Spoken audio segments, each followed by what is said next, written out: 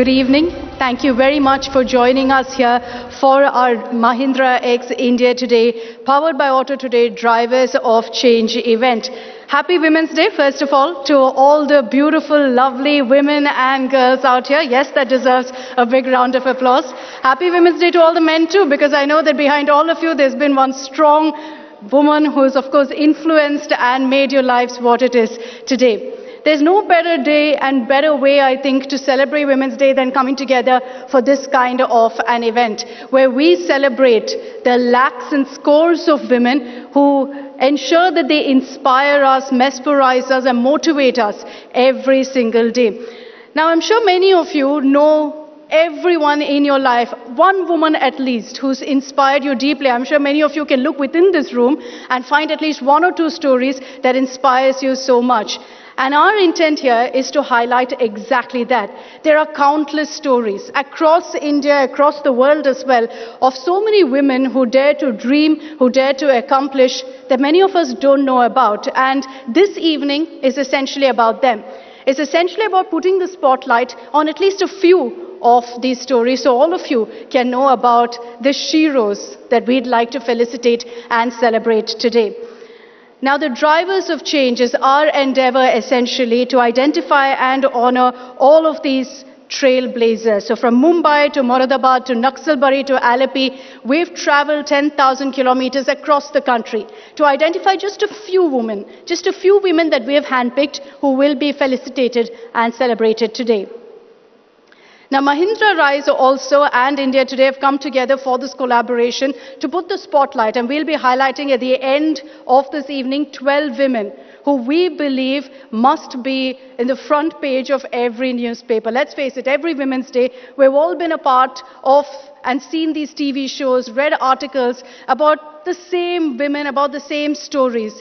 We've decided that we need to celebrate those beyond the headlines as well, those who deserve to be right in the front line as far as women and their contribution is concerned. So what you're going to be seeing is women from varied and very different walks of life being celebrated. And women perhaps you've never heard of and no doubt will be thinking, how did I not know her story before? So we hope that at the end of this evening, after all of our sessions and after we commemorate our drivers of change, we leave you incredibly inspired and motivated.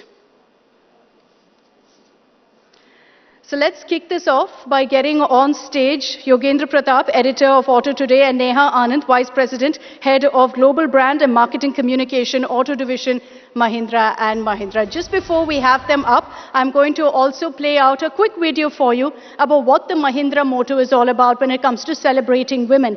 The key message this Women's Day is about when women take the wheel, the world moves forward.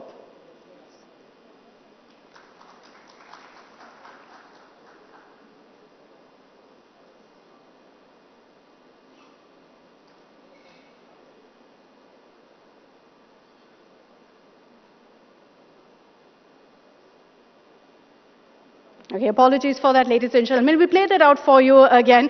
You could get a sense of how beautiful and sweet and adorable that video is. So we promise we'll play that out for you with audio in just a bit. In the meanwhile, can I have Yogendra Pratap and Neha on stage? Okay, I think we're ready with the video. Can we play it out first then?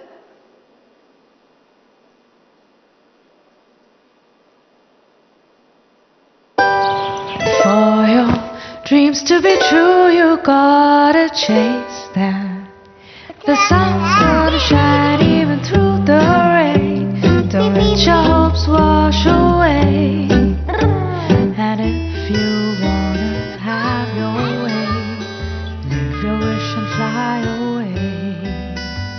And if you wanna have your way, live your way. Girls, never give up the driver's seat.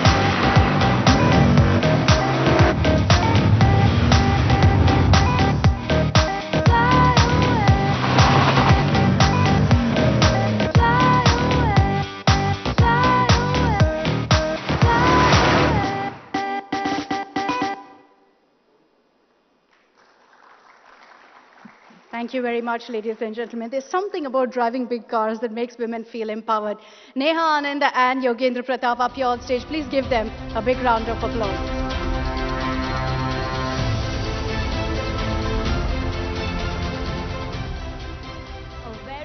A very good evening to all of you here. And thank you so very much for taking out time and being here with us today. So what are we celebrating today? We're celebrating women with drive, and a very important message that we just saw. Girls never leave the driver's seat. And very, very important message. And these are the women we are celebrating today, women who never left the driver's seat, irrespective of all odds. It's an absolute pleasure to be here today, Neha, surrounded by Nari Shakti. Absolutely. 25th of January 2024, which was the eve of India's 75th Republic Day, was an important date for us. We took on this journey to recognize and celebrate women who were trailblazers, who were making a difference not just in their communities, but also being role models for the larger group. Yeah, we flagged off this drive at your Mumbai office, and then we traveled over 10,000 kilometers across 15 states, passing through hundreds of cities. And you know why we chose the XUV 700? Because it's also a driver of change. Absolutely. Absolutely. XUV 700 going through 10,000 kilometers, recognizing these women with the India Today group. And thank you for all of you to be here to celebrate Nari Shakti as a continuum to the focus from Republic Day. Yeah, so the India Today team shortlisted lots of women from across the country, and then we drove in a convoy with these very cars. Would you believe it? These are the very cars that I drove one of the legs from Kochi Great. to Mumbai, and these cars are here and outside, and completed the journey and made our way back to Mumbai. Each of the women we are celebrating today is extremely special. Each woman embodies the spirit of Mahindra Rise. For us at Mahindra, Rise stands for not just helping yourself rise, but others rise. When you help others rise, that's when you truly rise yourself. And each of the women who we are celebrating here has really shown through all odds, kind of focusing not just on themselves, enabling themselves, but really their communities. Yeah, so should we look at a film? Absolutely. Which, Let's look at the showcases magical journey. Yeah.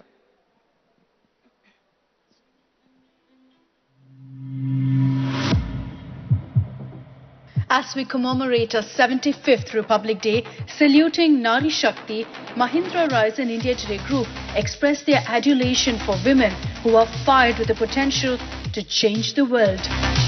Mahindra Rise isn't merely a brand that builds machines.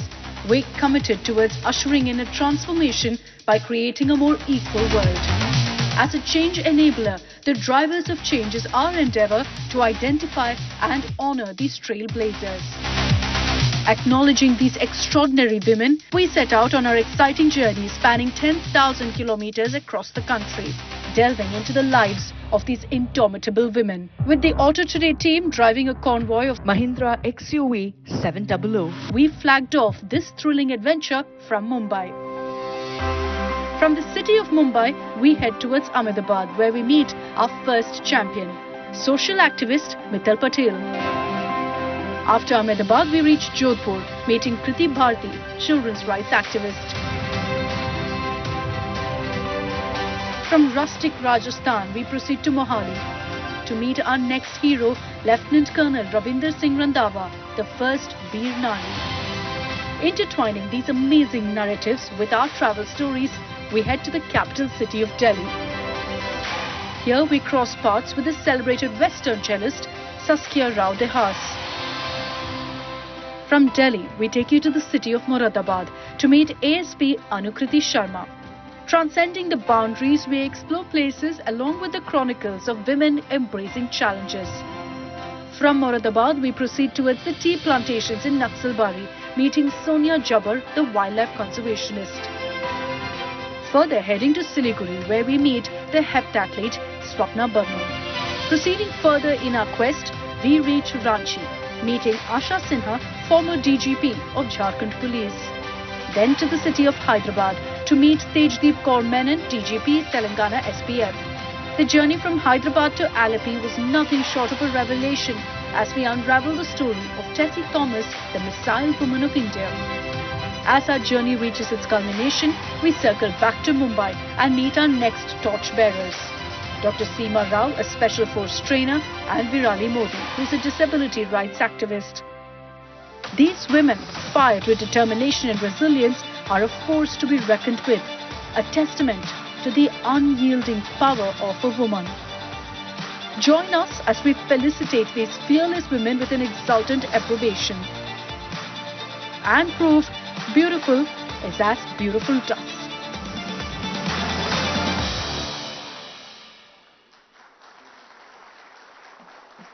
Give it up, please, for our drivers of change. All of the stories, all the glimpses that you got of all of these women, they're with us here in person, and we're going to be felicitating, honoring each one of them. You're going to get the chance to hear about their stories and the challenges that they've overcome to reach the amazing heights that they have today. Let's kick off our proceedings with a welcome note. I'd like to call upon the stage Nalnikant Golagunta, Chief Executive Officer, Mahindra and Mahindra Automotive Division.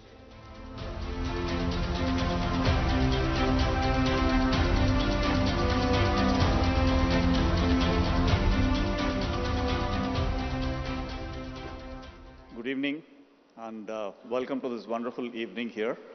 I was just talking to one of the guests. It's great to see the scales tilt towards Nari Shakti in the front row. Normally you come to these events and you see a lot more men sitting on the front, so great to see women represented here way more here. So wonderful for that. We are here today to celebrate, in my view, their resilience, the strength of some remarkable women whom we have picked up from all over the country. In some ways, they represent even more countless stories of courage, bravery that women show on a daily basis in this country. I want to start with a story. If you saw the video, there was a clipping about the Republic Day. And I have two children. I have a young 12-year-old boy. And I always try to find opportunities to share stories about equity without making it too boring for him, as you can imagine.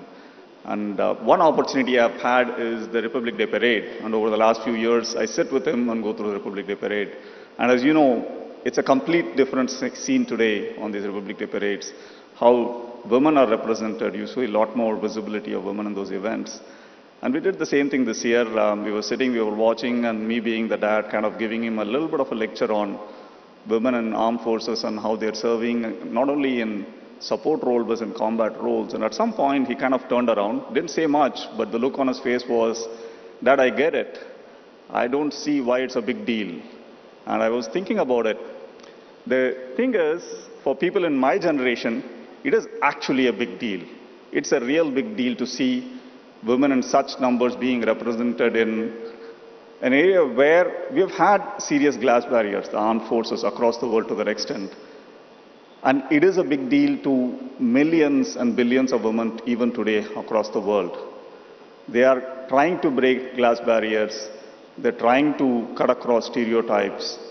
They're trying to find ways to break the written and unwritten rules of how women need to behave, dress, act, and the kind of roles they need to be in, right? And it is a really big deal for them, and I'm hoping one day, through these stories, we get the inspiration that he doesn't have to do the same thing for his children, that he doesn't have to make it a point, and it truly is not a big deal for them as well. So I'm hoping today we hear some stories for us.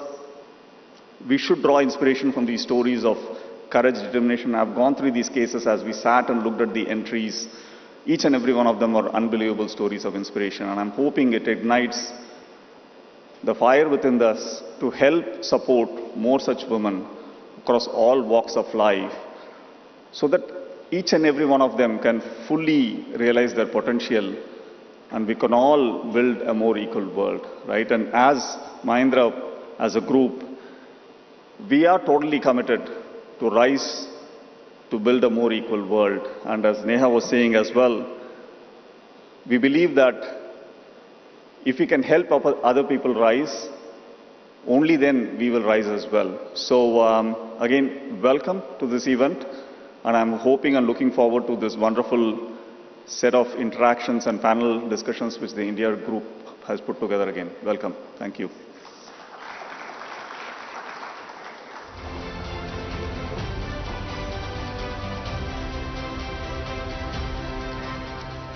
Thank you very much, Nal. Beautiful note to start off this day and this event with. I'm sure you're all waiting to meet the drivers of change. So let's get right down to it. And let's begin on a musical note. Our first session is called, very fittingly, Driven by Music. And I'd like to invite her on stage here, the wonderful, the beautiful Saskia Rao Dehas, cello maestro. Please give her a warm round of applause to welcome her up here onto the stage. And to take the session forward, to have a lovely conversation with her, I'd like to invite on stage my colleague, Suhani Singh.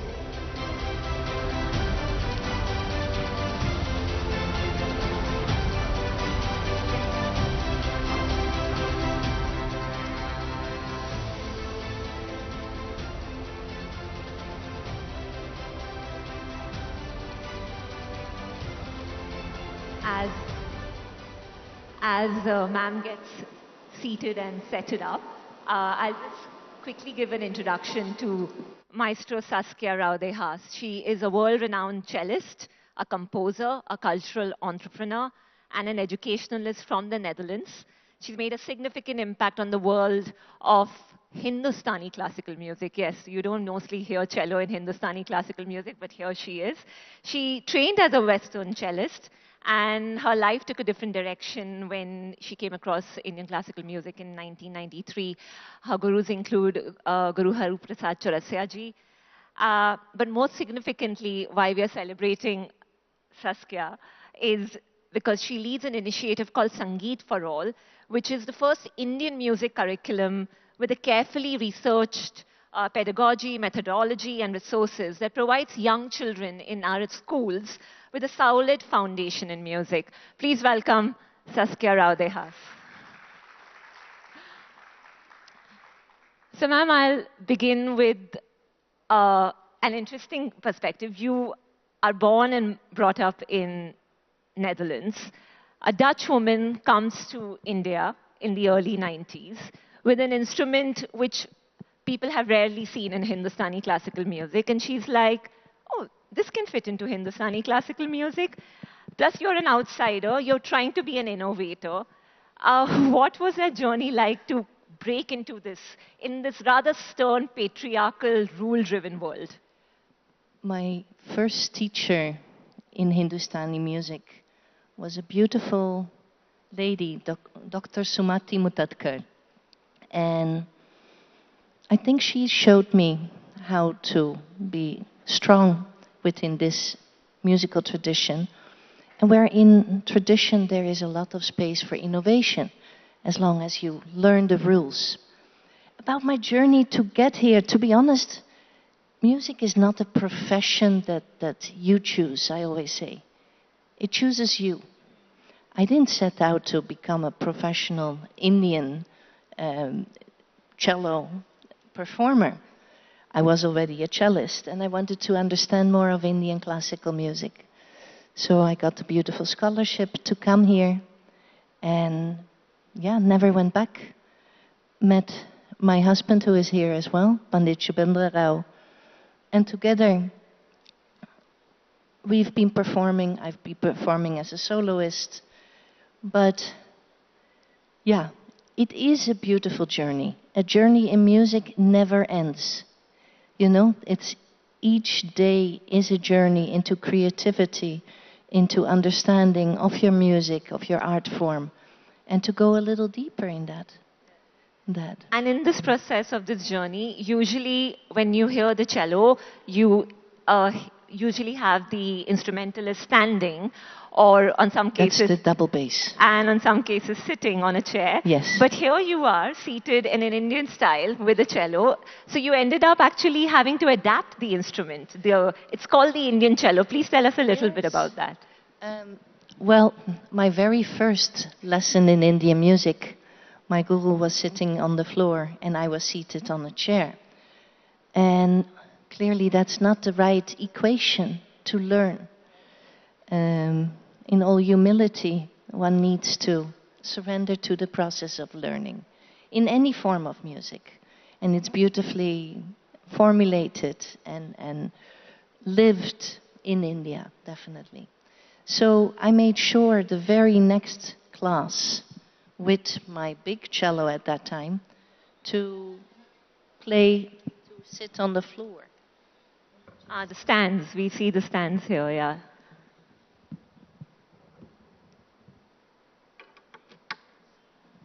A normal cello has 4 playing strings and it's tuned differently and it's much bigger.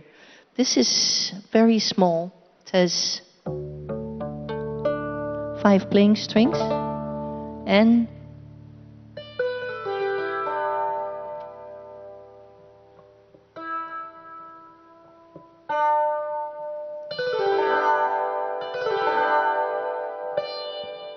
so gradually, with me going deeper into the music, performing more, being empaneled by the ICCR as bass violin, was able to carve some space for myself within the Hindustani classical music. And yeah, no looking back since. I think as soon as we heard those strings move, we were like, we'd like to hear more of this. So would you please play a little bit of the Indian cello? Sure. And any piece of yours, yeah. I was thinking, since it is Women's Day today, and I don't think I know of a stronger representation than Durga, I would like to play a little bit in Rag Durga. Can we give us a warm applause as she...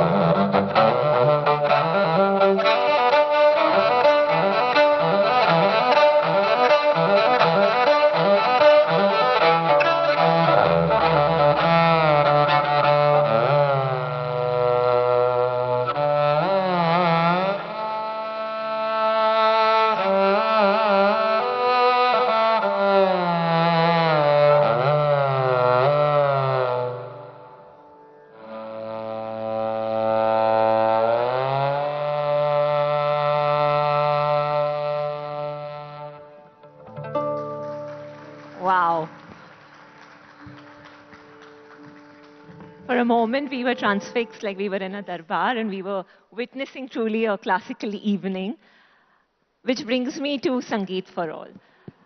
Ma'am, there is this perception that the younger generation,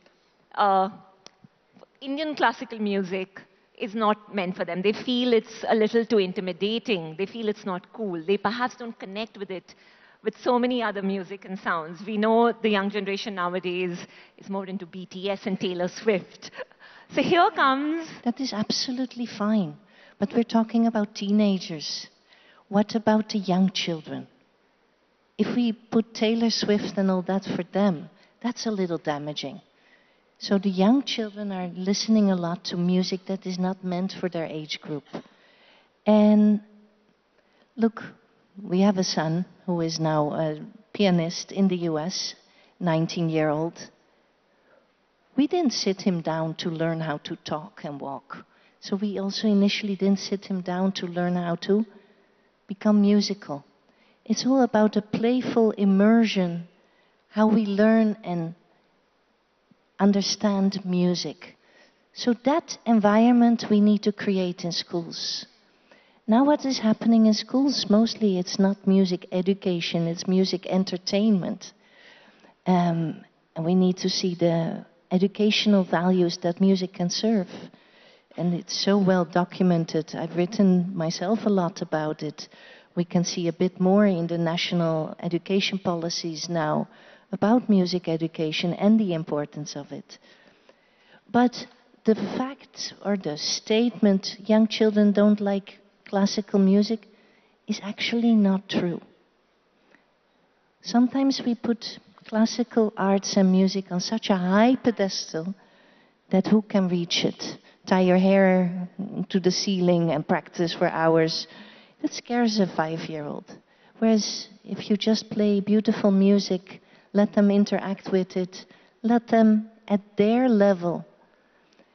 What is happening now with classical music is the equivalent of if we would do Shakespeare in kindergarten.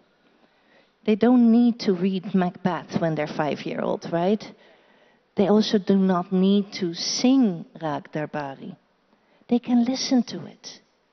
There's a very, very big difference between these concepts of music education, to learn the foundation, and music instruction, learning an instrument. So we focus on that entire process of music. Can you tell us how many schools and how many students have benefited from it? I think latest count is over 100,000 children, but I must give a sideline. It's not really about huge numbers, because many of the arts programs, also funded by corporates, they want numbers and outcomes and preferably tomorrow. In music, it takes time. It takes time. And we need to make that investment together in the classical arts. I've been to schools where they had swimming pools, ponies, golf courses, and the music room was such a rundown place. So we need to invest in it, have resources that are contemporary, and we've been working on that. Train our teachers, work with them. Tomorrow I have an award ceremony for teachers of very young children who have done the program. This is the work of the hour. And slowly we make a dent and a change. That's lovely. Yeah, that deserves an applause, absolutely. So before I give the stage to her to conclude with another piece, I just wanted to say that Saskia ma'am was actually really under the weather. And in stepped up her husband, the renowned sitarist Shubhendra Raoji, and he said, I would like to accompany her so that she feels a little bit at ease. Ma'am, I think you'll agree that we keep saying behind every successful man is a woman. You have a great enabler of a husband whom you perform with too. Would you want to give a shout out to, because I think to see women succeed and flourish, a little bit of support is needed from all ends, isn't it? I don't think it's a little bit support. It is how we live our lives together and support each other. And this morning, Shubhanda said, I was a bit annoyed with something that happened with the concert. And he said, music is not a profession, it's a mission. And I think we really live by that, and to be able to share that every day, to receive that support, I couldn't have done anything without that. Definitely. Truly a just do it couple, as you say. Ma'am, we'll leave the stage to you. It's Women's Day. A final piece from you that you would like to pay a tribute to all the achievers that are here. Yeah. Yes. I'll play a small composition in Rag Kirvani. It's a tribute to all these beautiful ladies here. Thank you.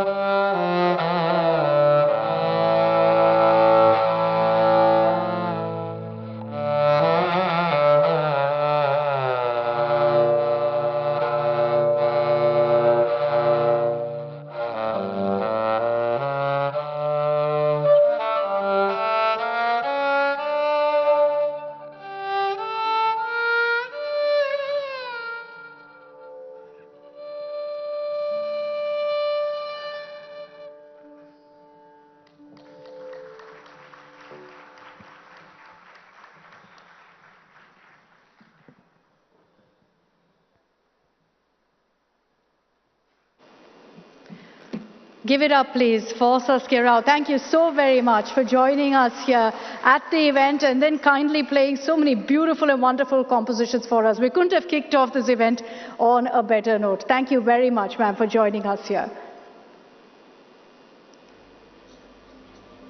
We have another truly inspiring session coming your way. Just give us a few moments as we set up for our next session.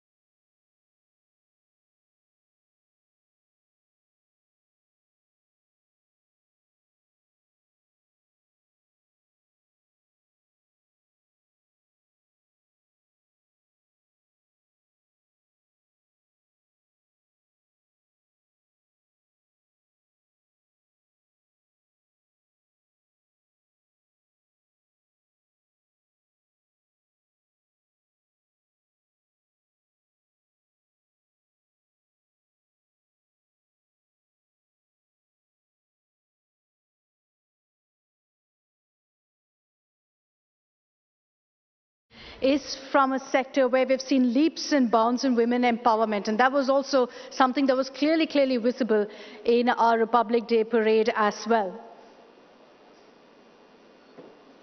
It gives me great pleasure to announce the next discussion on women in the services leading from the front. Put your hands together as we welcome on stage Lieutenant Colonel Ravinderjit Randhawa, our Veer Nari, Dr. Seema Rao, Special Forces Trainer, Tessie Thomas, Scientist and Director General of Aeronautical Systems and former Project Director for Agni-4. We have someone very special to also moderate this session, our very own Fauji girl, Gulpana. Please give it up for her.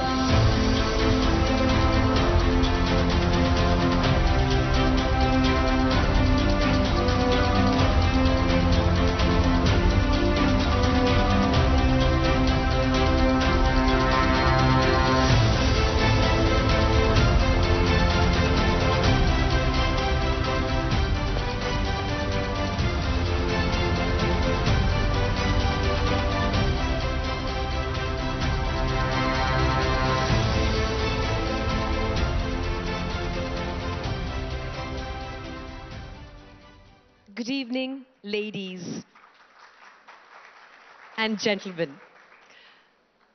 It gives me immense pride to be here and to be able to share the stage with such accomplished women, each one of them a trailblazer in her own right. I'm going to start this discussion with how these three women have not only accomplished as much as they have in their lives and continue to do so, but also give dreams and give wings to all those aspirations of a million strong, and I would say billion strong, contingent of girls and women waiting in the wings to follow suit. Without further ado, I'd like to start with Colonel Randhawa. Ma'am, you are India's first Veer Nari. Your husband gave his life to the nation, and then a year later, you went to collect his Kirti Chakra in the uniform of an OTA cadet. What made you don your husband's uniform? First of all, good evening everyone and happy Women's Day to all. I am Lieutenant Colonel Ravinderjit Randhawa. I belong to a very small village in Punjab near Tarantaran, Amritsar. So my father was in tourism, so I have never been out of Punjab in my life, till then. So I did my graduation from Chandigarh, and after that I got married to Major Randhawa. He was the first army personnel in our house. So that was the first interaction, my interaction with army. So after that, like, I got married in 94, 95, my daughter was born, and after celebrating her first birthday, my husband was posted to 2R, 2nd Battalion of Rashtriya Rifle, which was in Anantnag. So he went in December, and June 97, we lost him fighting with anti-national element over there. My daughter was 1.5 at that time. So life was standstill for me, didn't know what to do at that time. I'm talking about 97. So, but whenever like he used to talk, he was a army brat like you. So he was army brat. He always used to say, Army is a beautiful organization and I want to raise all my kids in this organization. And that was behind my mind. He wanted that Simran, my daughter, should be staying in this organization, but how? And I was not aware that ladies were there in army at that time. I think they started in 94, 93. So my father-in-law told me that this is the situation. So we approached Mrs. Ranjana Malik, Army Chief's wife. They have just taken over at that time. And I told her that I want to join Army. So she took up my case very like personally to defense, and we got the waiver. I was 28 at that time, and age for the ladies were 25, and they were unmarried. Whenever they want to join army, they should be unmarried. So she took this waiver, and within 6 months, I went for my SSB, and in March 98, I joined the academy. So leaving my daughter behind with my sister. So that is how my life started in army. So from there, I went to receive Kirti Chakra in OTA uniform in April 98, sorry. Thank you, ma'am. And I think you have really created the path for so many other Veer Naris to follow. Wives of officers and men who've laid down their lives for the nation have been inspired by you to don the uniform. And I think you must take a bit of credit for that.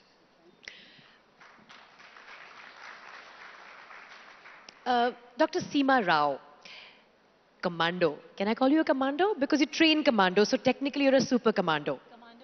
Commando trainer, super commando. You entered a field that is very male dominated. What made you do that? How did you come about being a trainer for special forces and commandos? So let me say that to start with, my father was a freedom fighter, and he was responsible for the liberation of Goa from the Portuguese rule. And as a kid, I was very influenced by his, stories that I heard from him. And I think somewhere patriotism was, in my veins. So that's why I always wanted to do something for the country. I grew up as a weak child, weak constitutionally, but very good scholastically. And I wanted to change and become strong. There was a chance meeting with, when I was in medical school, I happened to meet my future husband there, and he was into martial art, and I realized that martial art was a way in which I could change that equation from becoming from weak to strong. So I started learning martial art. We were very good at the art that we were doing, and then there was a chance meeting with a senior police official who happened to see my skills, and he said, he requested me to come and give a demonstration to his force and later on to train his force.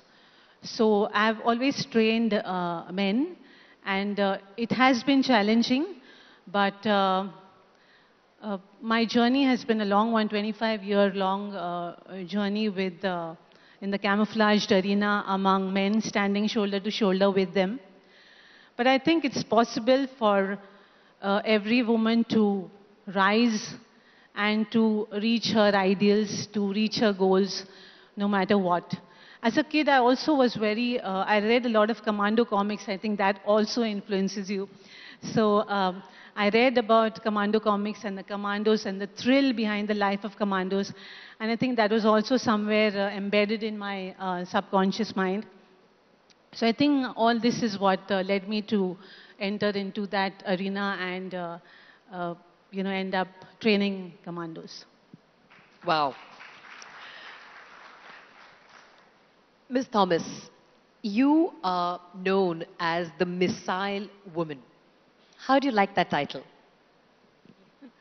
I'm happy to hear that after working for more than 30 years in the missile field, starting from guidance design to mission design.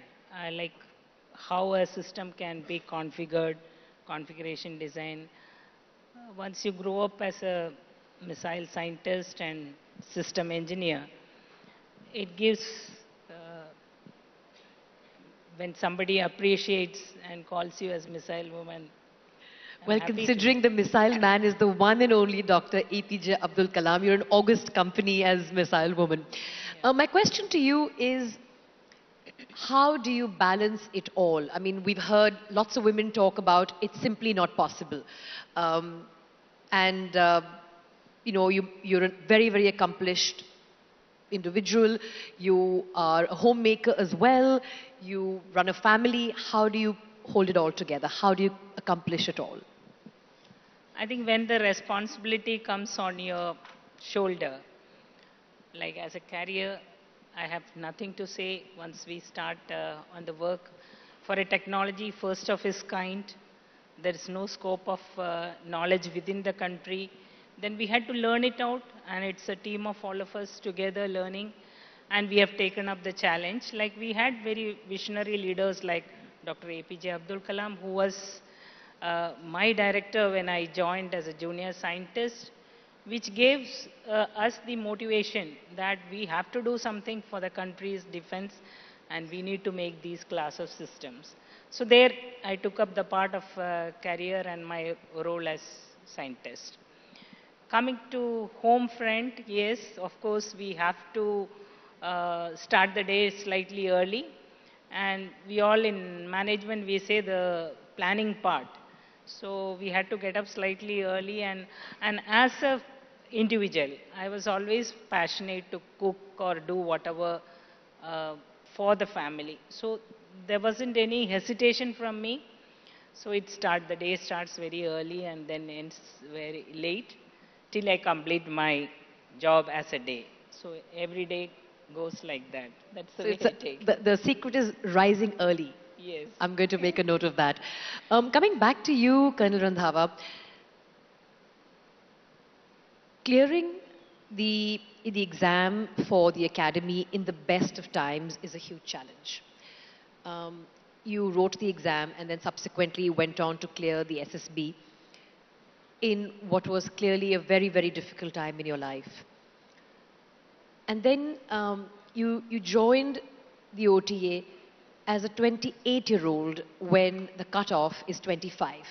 How did you physically, mentally, emotionally prepare for the academy? And what was it really like with younger girls who were the oldest being 25? I mean, how did you cope physically? Training, as you're aware, it is very tough, but training makes us more tough. Going through that training with my younger lady cadets at that time and other gentlemen cadets, it was difficult, but I could manage because I came from a sports background. I myself was a sports woman apne time pe, and my brother, my father, my sister, everybody belongs to sports only. They were playing sports throughout their life. So physicals were never a challenge for me till date. Physical activities are not a challenge for me. I could complete with the help of my course mates at that time. And I remember one incident, my instructor, she joined the academy at that time, Reenu Sharma ma'am. And she called me in her office and she started off my name was as per matriculation certificate, so they used to call me Pannu. So she said, Pannu, yeah, what happened? So I started telling my story to her. So after 2-3 lines, I started crying, and then she said, go back. And again, every day she used to call me till the time I told the entire story without crying. So academy made you physically also and mentally also strong. Physically strong and mentally also strong. And that is, I think that is our way of life throughout thereafter the training. That is how we are. I think mental strength, Dr. Rao, is also required when you are in a space which is deeply patriarchal. People who come to train with you, the commandos, the Marcos, the special forces, are already the best of the best to be where they are. How do they take instructions from a woman trainer? So to start with, when I had to train them, there was absolutely no underestimation that I had of their skill and their fitness and other things. So I had to work hard on my own skills, and I would keep honing up my skills and my fitness. When I'd go and for my session and I had to train them. Now my subject is close quarter battle, which is not just unarmed combat. It also involves a lot of shooting and team-on-team tactics, etc. Basically, fighting that happens at a distance of 30 yards. The distance between you and the enemy soldier is 30 yards. And whatever transpires between the two of you is close quarter battle. So when I go to train, the men, I obviously, one is I did not underestimate them. Second is my field is a very physical one. So if there was a task that had to be done, I would do it first. If I was on the firing range, I would shoot with an assault rifle and I would prove my prowess. If I was in unarmed combat, I would box with them, grapple with them. So I think when I would do all this, there would be a very natural respect that would be earned from them. And I would convince them that I was the boss. Leading from the front and by example. Ms. Thomas, the day you cleared your DRDO selection was also the day there was another selection. Why did you not choose that one? And would you like to tell us about what you gave up to be in the DRDO?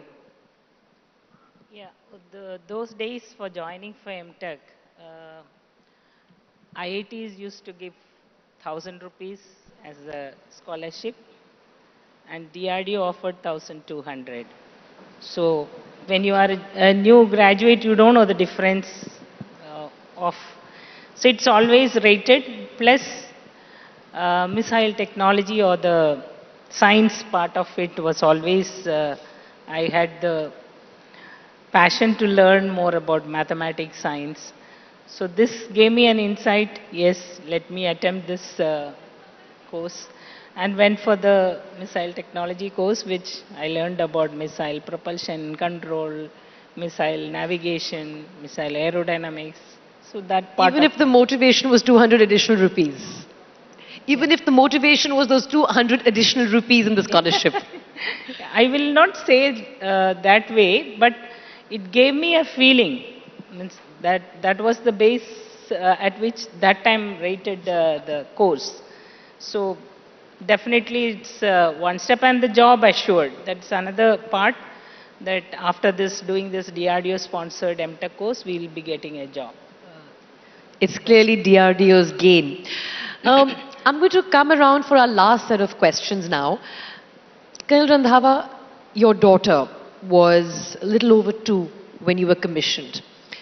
And she has lived the life of an army brat, which actually is an acronym for being relocated all the time.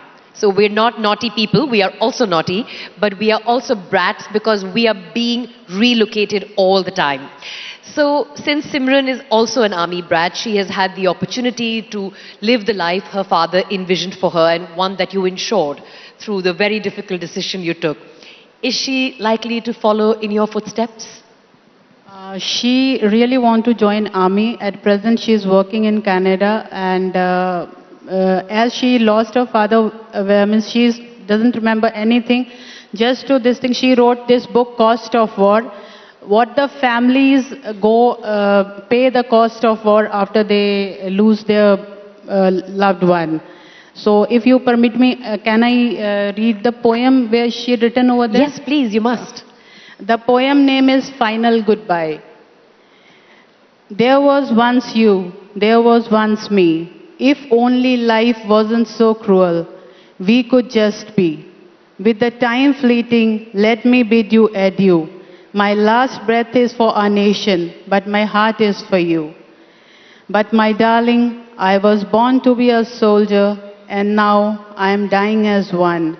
If only I could grow old with you. If only I could stay. If only. If only I could have one more day to call you mine. One more day to see my little one smile. To see those eyes looking back at me. One more day to be a family. If only. If only the safety of our nation wasn't my duty. If only. Darling, you are my sunshine, you're my heart, but I can feel the darkness creeping in. I can see the first light and the final one.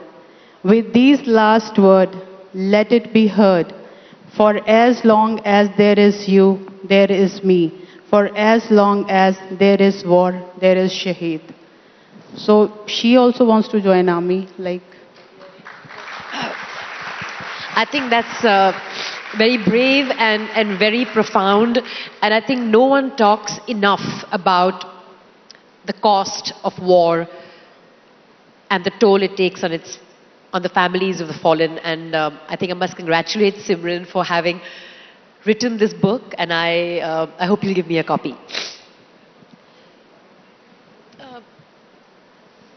Dr. Rao, you've chosen a field because you wanted to serve the nation. How has the journey been so far, and did it come at personal cost? My work for the forces has been without monetary compensation as a service to the country. So obviously there were times when we ran into bankruptcy, because almost 8 months in a year, me and my husband were traveling to different locations, sometimes dense jungles, ice-clad mountains, hot scorching deserts, and we were doing what we wanted to do. But that's fine, because we could somehow handle that, because I sold my Mangal Sutra and I sold some of my jewelry, and I said it's all okay, it was worth it. There was no regret over that. But sometimes I feel a sense of regret over one thing.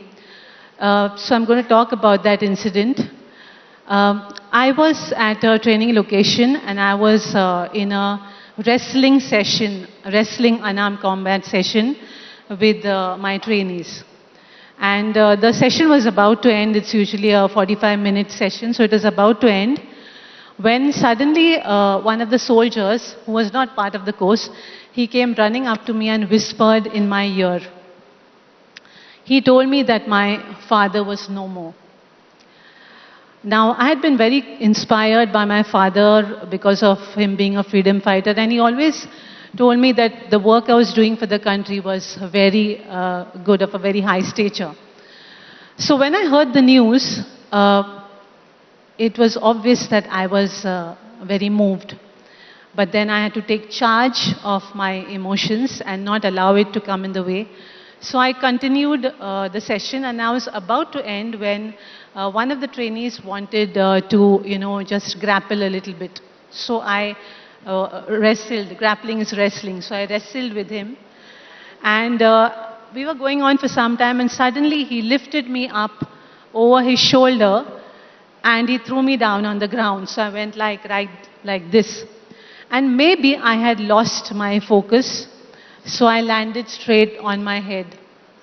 And I was knocked out, unconscious, concussed.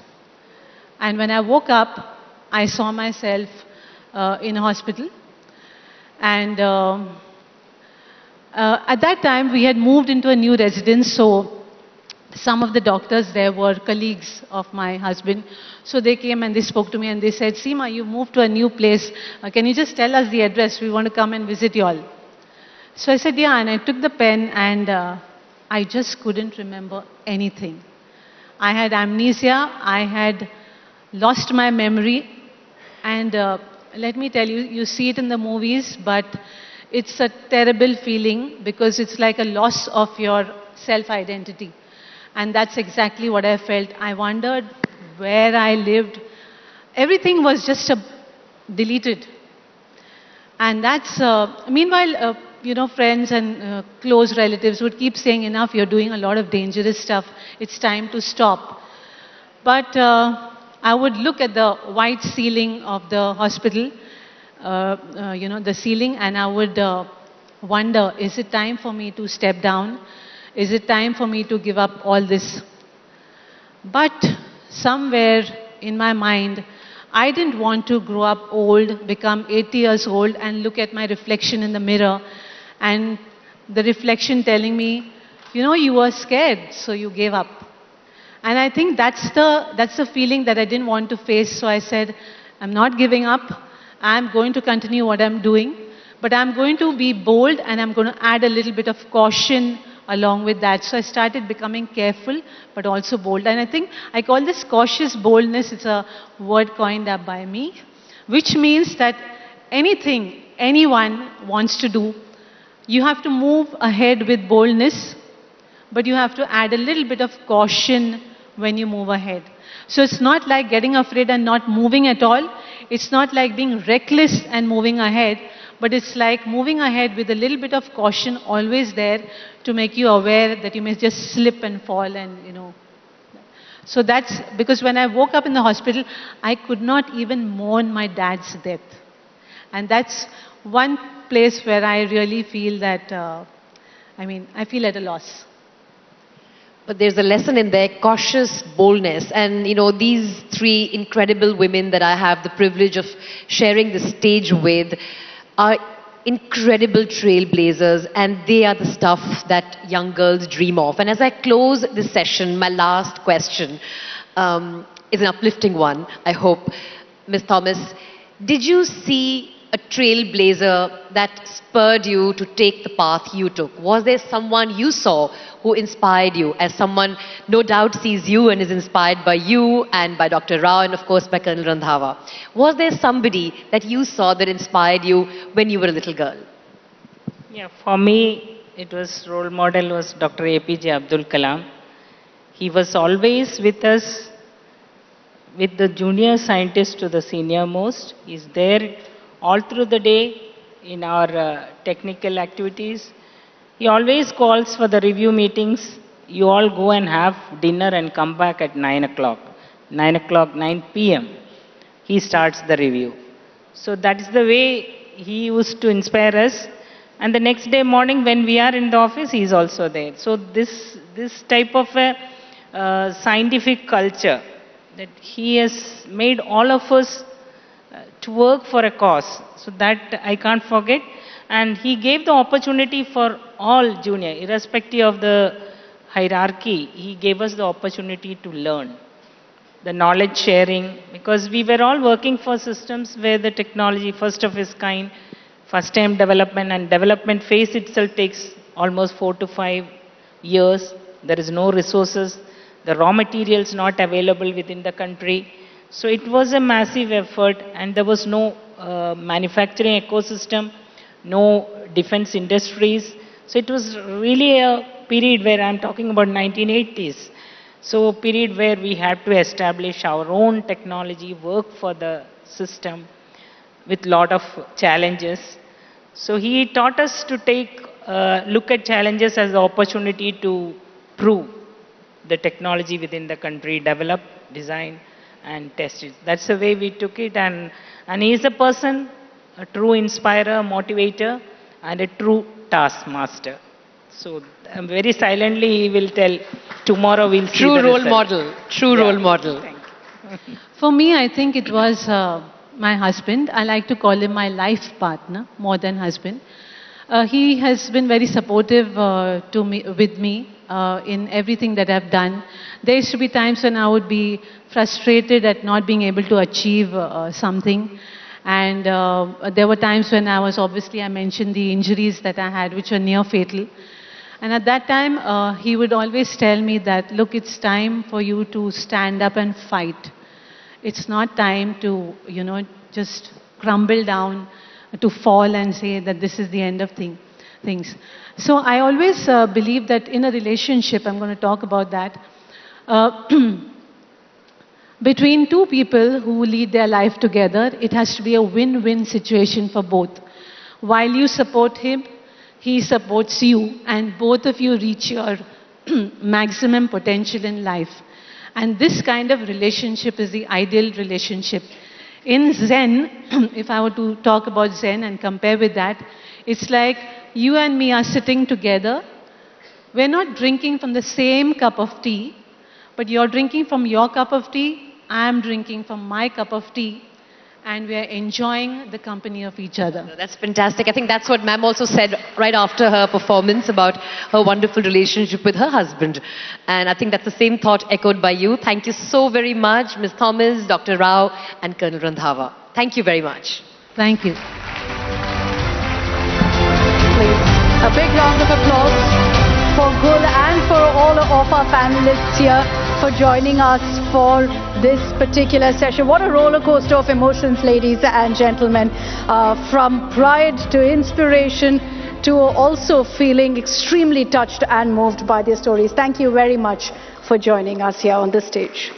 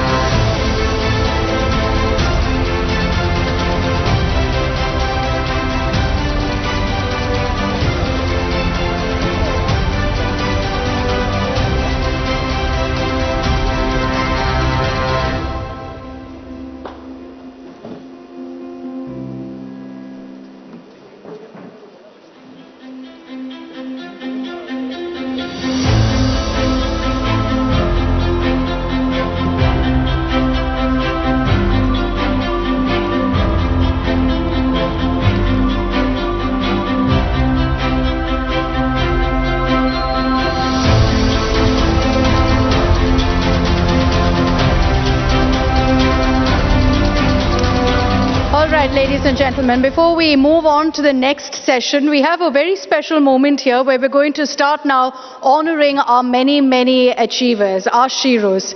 And first of all, it's our everyday Sheroes that we'd like to felicitate here on this platform. They're quite literally drivers of change. How often have so many of us in this hall ever seen a woman driving a commercial vehicle, let alone owning one? So now we're going to be felicitating two such women whose story is truly amazingly incredible. Can I invite on stage back Gulpanag, please, to join us here to felicitate our Sheroes. I'd also like to invite Nalinikan Golagunta. Everyone told me to call you Nal, so I'll go ahead and do that. And also, can we have Manoj Sharma, CEO of Publishing India Today.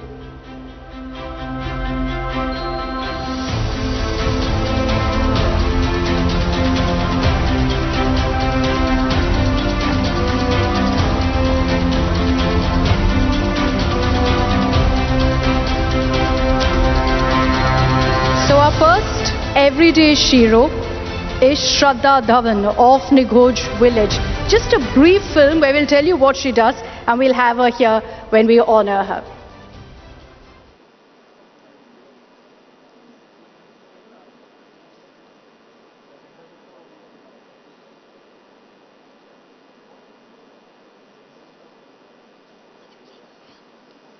All right, we'll play that out for you in just a bit. But can we have Shraddha up on the stage here, please? Shraddha, please come up. Big round of applause, please, for Shraddha Dhawan. Shraddha of Nighoj village is a beacon of determination and resilience in her community, balancing the demands of work and study. Shraddha has tirelessly juggled her responsibilities at her family's cattle farming business. She's not just a woman helping her family business, she's a trailblazer, a role model, and no doubt a source of inspiration for generations to come. Big round of applause, please.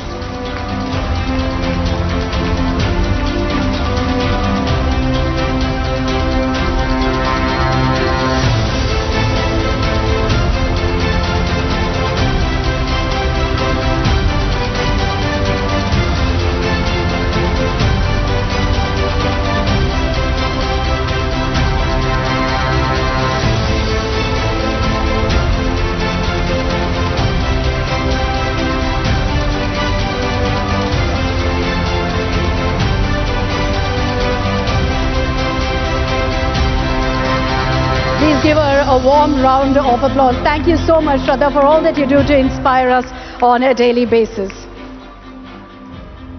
All right, our next driver of change is Shilpa. She's the driving force behind Hali Mane Roti, a Mangaluru-based food truck renowned for its delectable home-style cuisine. Can we have Shilpa up on the stage, please? Please come up. Shilpa's journey not only enabled her to establish a thriving business, but also to flourish and expand it. She serves as an inspiration to women around her, demonstrating that passion and perseverance can truly overcome any challenge. Please give it up for Shilpa.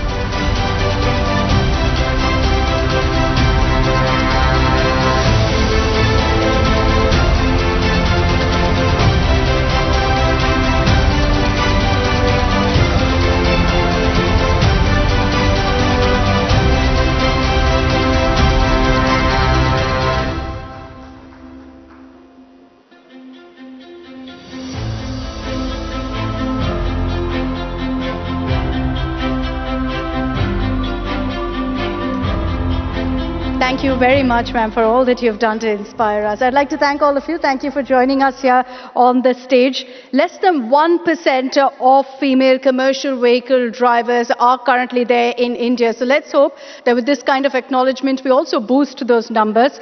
And that's why Mahindra is also promising free driving classes as well as discounts for women who want to own these commercial vehicles. That's Mahindra's way, essentially, of encouraging women to take up the driving profession.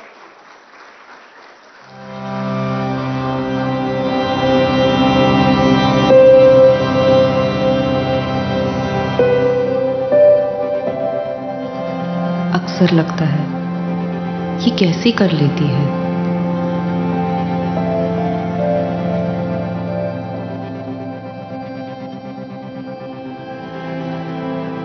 इसे समाज ने रोका नहीं क्या?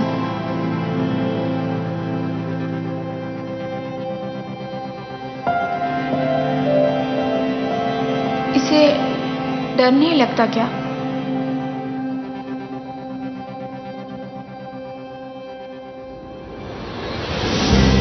यही सवाल होते हैं देश की महिलाओं के। इसीलिए भारत में सिर्फ 1% से भी कम महिलाएं कमर्शियल ड्राइवर्स हैं। महिंद्रा मैक्स पिकअप मौका दे रहा है आपको कमर्शियल ड्राइवर बनने का। आप क्लासेस लीजिए, फीस हम भरेंगे। तो इस विमेंस डे एक नई राह अपनाइए। Happy women's day.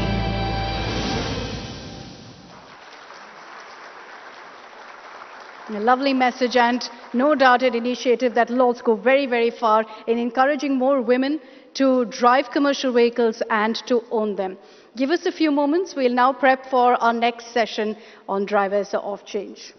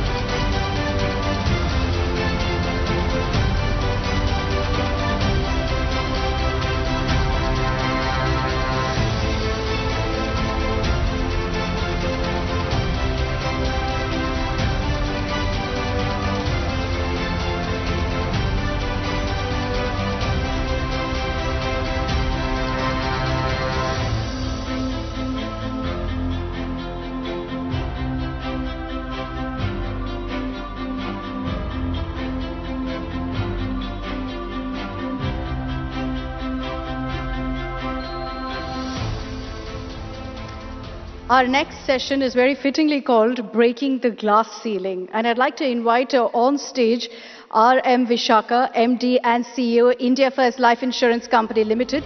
And to take forward the conversation with her, we'll have on stage Group Editorial Director of India Today Group, Raj Chengappa. Big round of applause, please, as we welcome Vishaka ma'am on stage.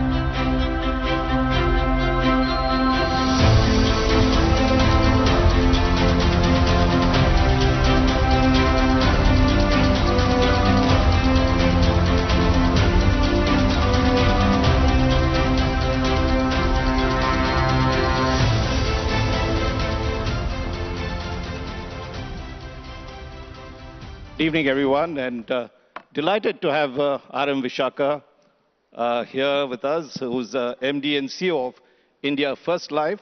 She's not only broken the glass ceiling, I think you've kissed the sky in some senses. It's been, what, 8 years since you've been MD and CEO? 9 years. That's incredible. But before we get down, I just noticed that your name, you just put your initials, RM Vishaka. Is there a message in that? Your husband's name is missing, everything is... I think that's what makes you an experienced journalist, right? You caught on to the right thing. You know, in India, caste is still a very much known devil. And I was a South Indian, got married to a North Indian, and then when I started using my surname, everybody would attribute me, "Acha, aap ye hai," and "Acha, aap wo ho." I just didn't want to be typecasted from a community and a caste. I did not want to be typecasted for gender. Similarly, I did not want to be typecasted for a community. I said, I'll leave you guessing as to who I am, and I'm Vishakha. And that's it. So I would not use my surname because I don't like the generalizations that come with it and the typecasting. People automatically assume who you are without even knowing you. So Let's give her a warm round of applause just for that, breaking that particular ceiling as well. But coming to being a CEO, and if you take a look at the ratio, maybe only 1 out of 10 women reach the boardroom and CEO level. How tough was it? Were there a lot of biases that happened? Becoming a CEO? Yes. I can laugh about it today, but there were many tears I shed. I was one down to CEO for over 9 years without ever being considered for a CEO position.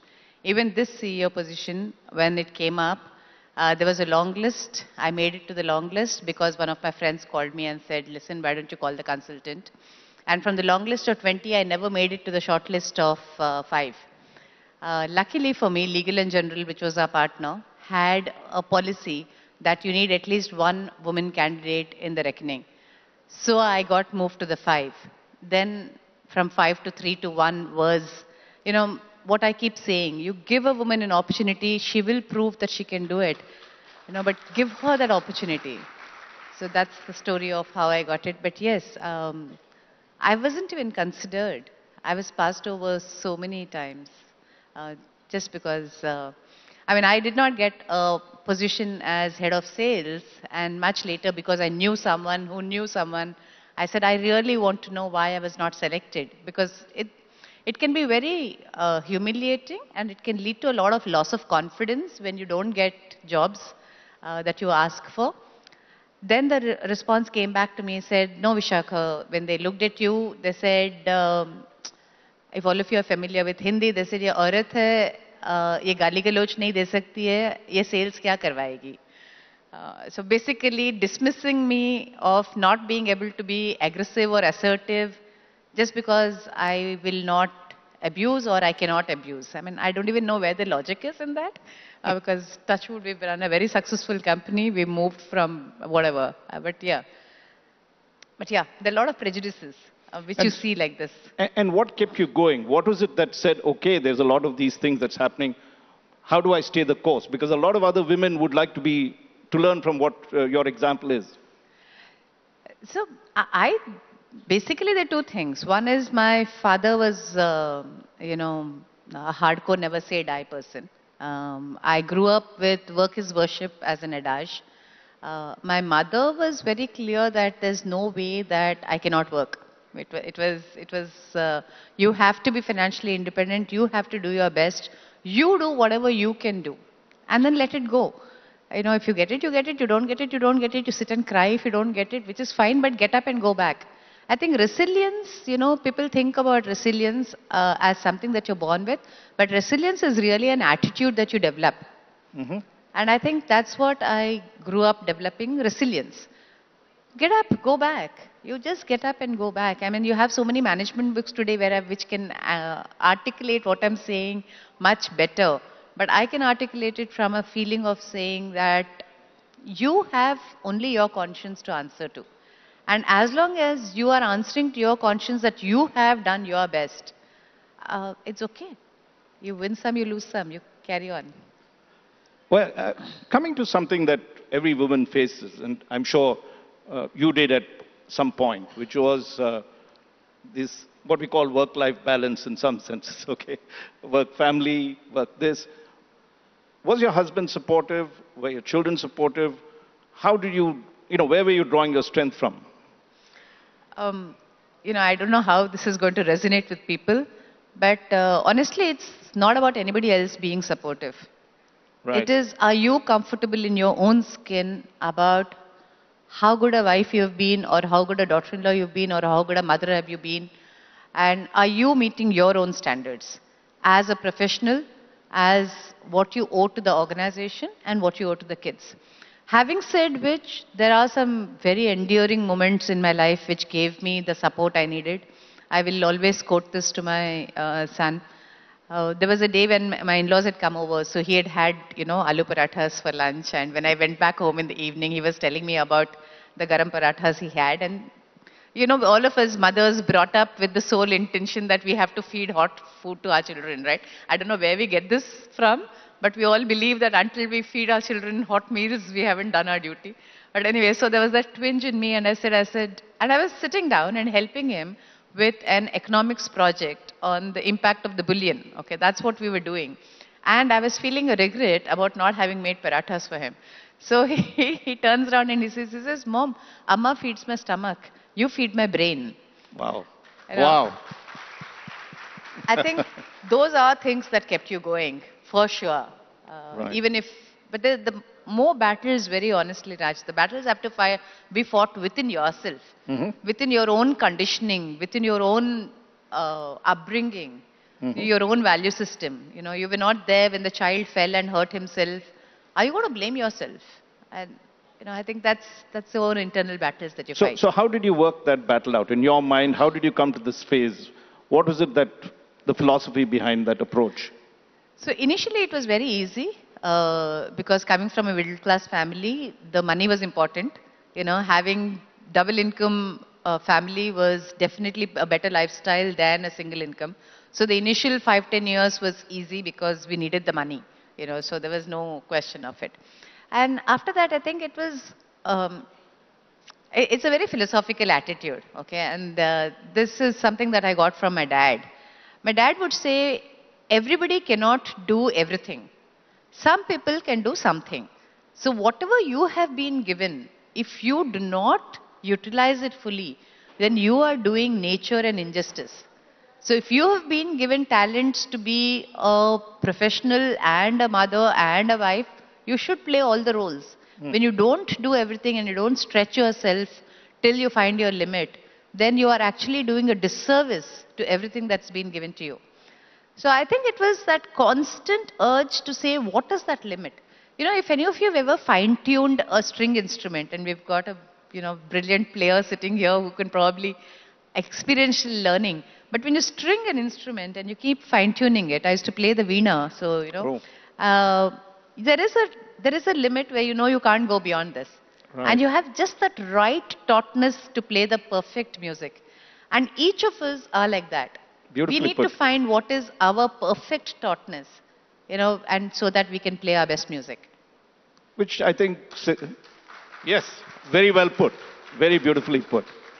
Which segues us, I mean, we have little time as the clock ticks pretty fast. I know. But you've mentored a lot of young women.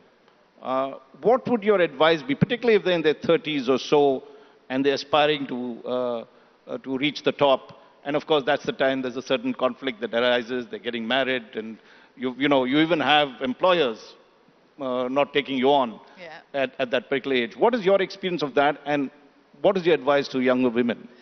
I want to tell all women, honestly, that whether we like it or not, we have certain hormonal changes that come within us, right?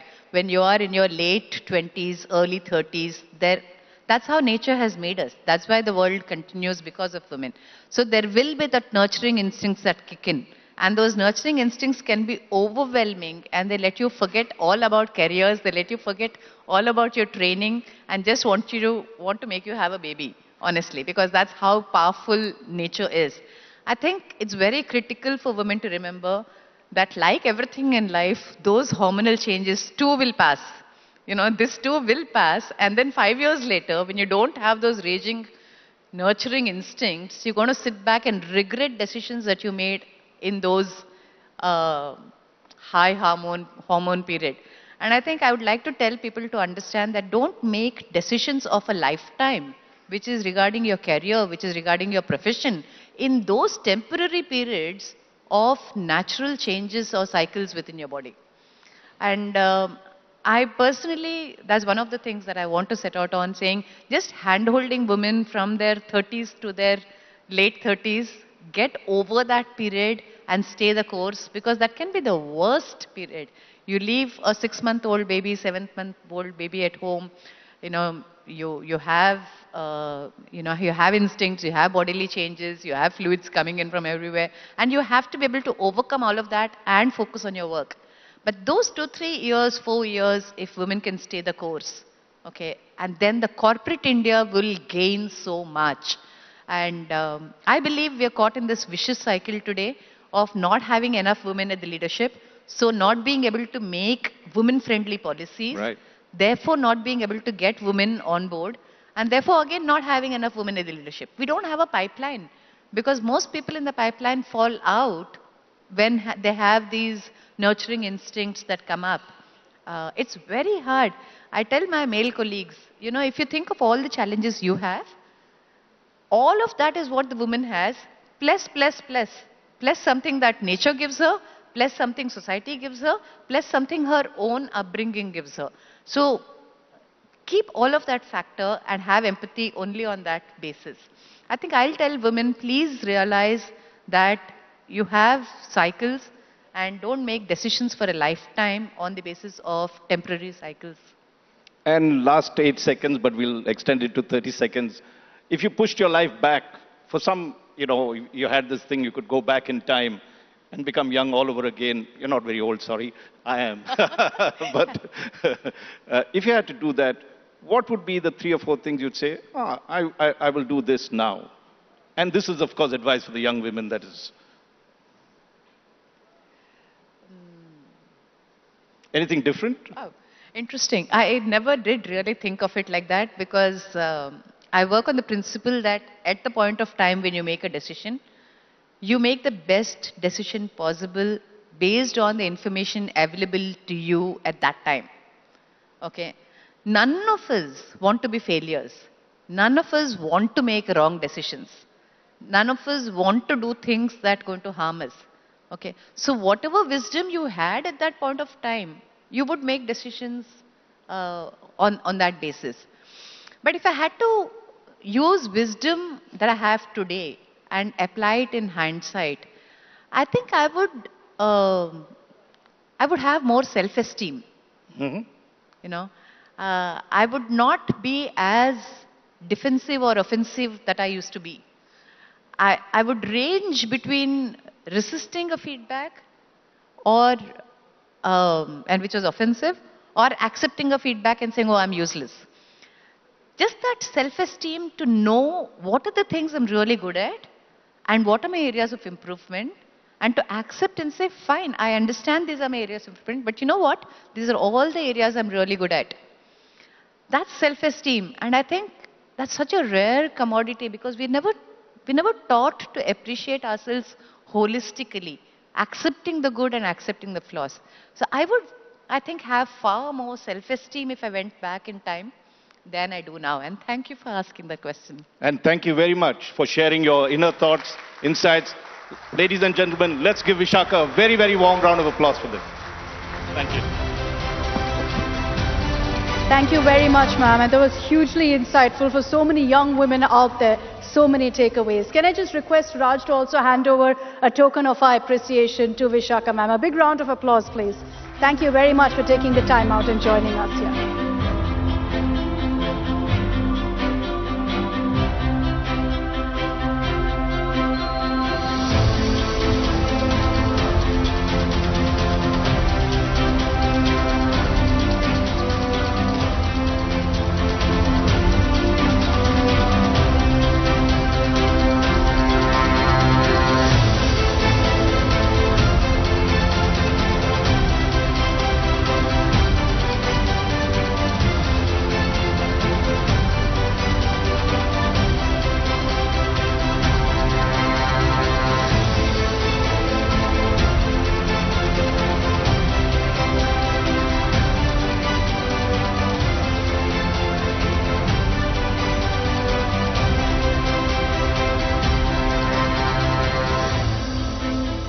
Our next session is a very, very exciting one.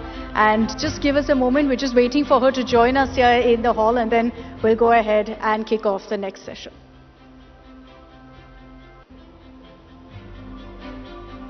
Okay, let's have on stage, please, Diya Mirza, actor, producer, UN Environment Goodwill Ambassador, the United Nations Secretary General's Advocate for Sustainable Development Goals, Global Ambassador, IFAW. I can go on and on. A big round of applause, please. Can I request Suhani Singh to join us on stage for our next session, Rooting for a Green Planet.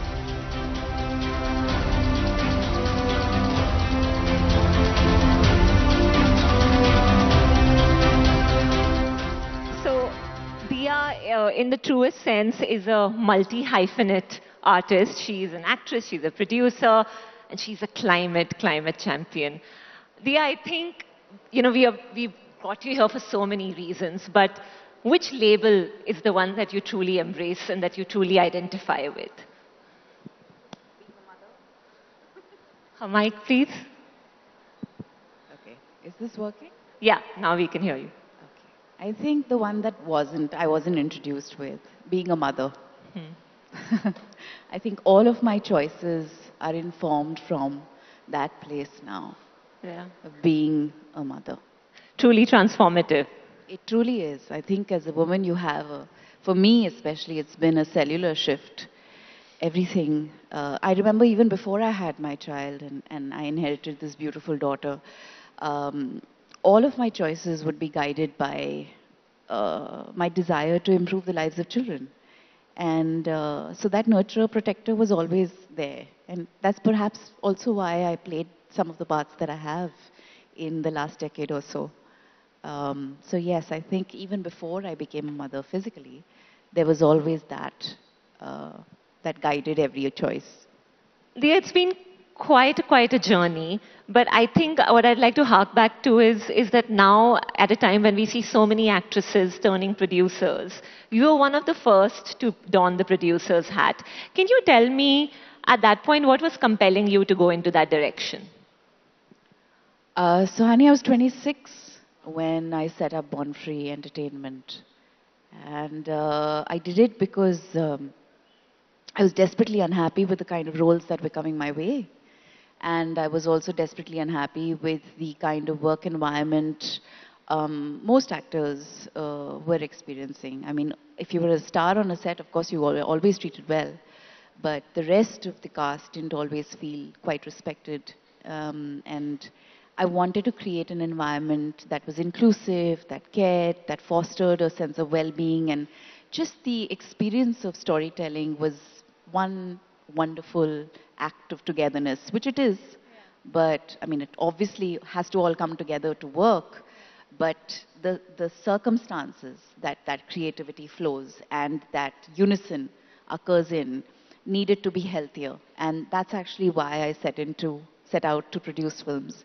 So the first film I produced was with myself and in the cast, because I wanted to tell a breezy, happy, positive love story, but also kind of tell a story with intentionality and have a reflection of characters that, you know, were people that we could identify with or aspire to be.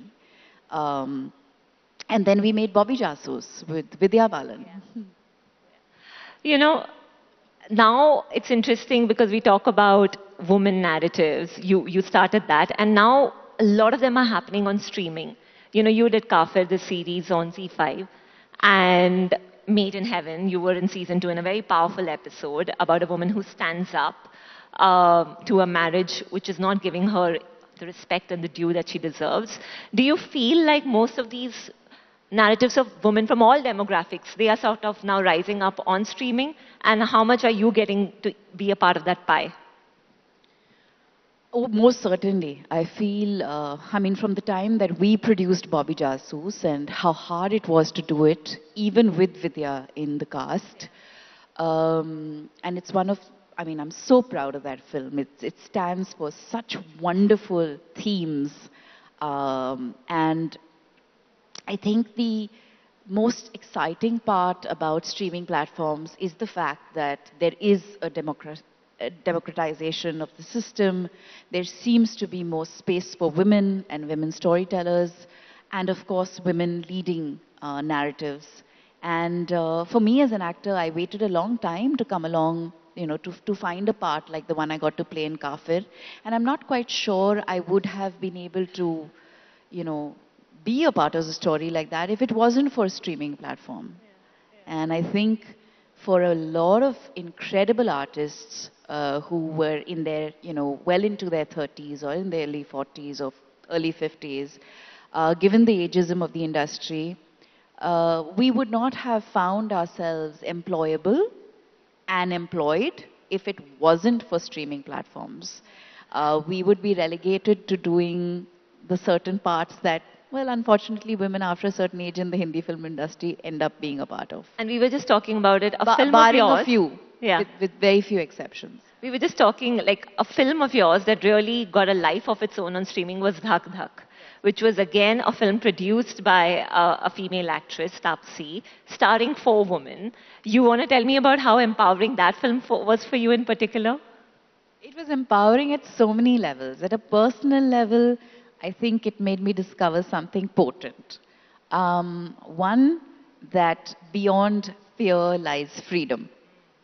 And I say this because until I got onto that bullet, that motorcycle, to ride it 9 months after my son was born, it was a lifelong aspiration. I'd always wanted to ride a bike because as a child, I would sit behind my father, pillion, hold him tight, feel the wind in my face, sing songs with him, and imagine one day I would ride a bike. But that one day never arrived.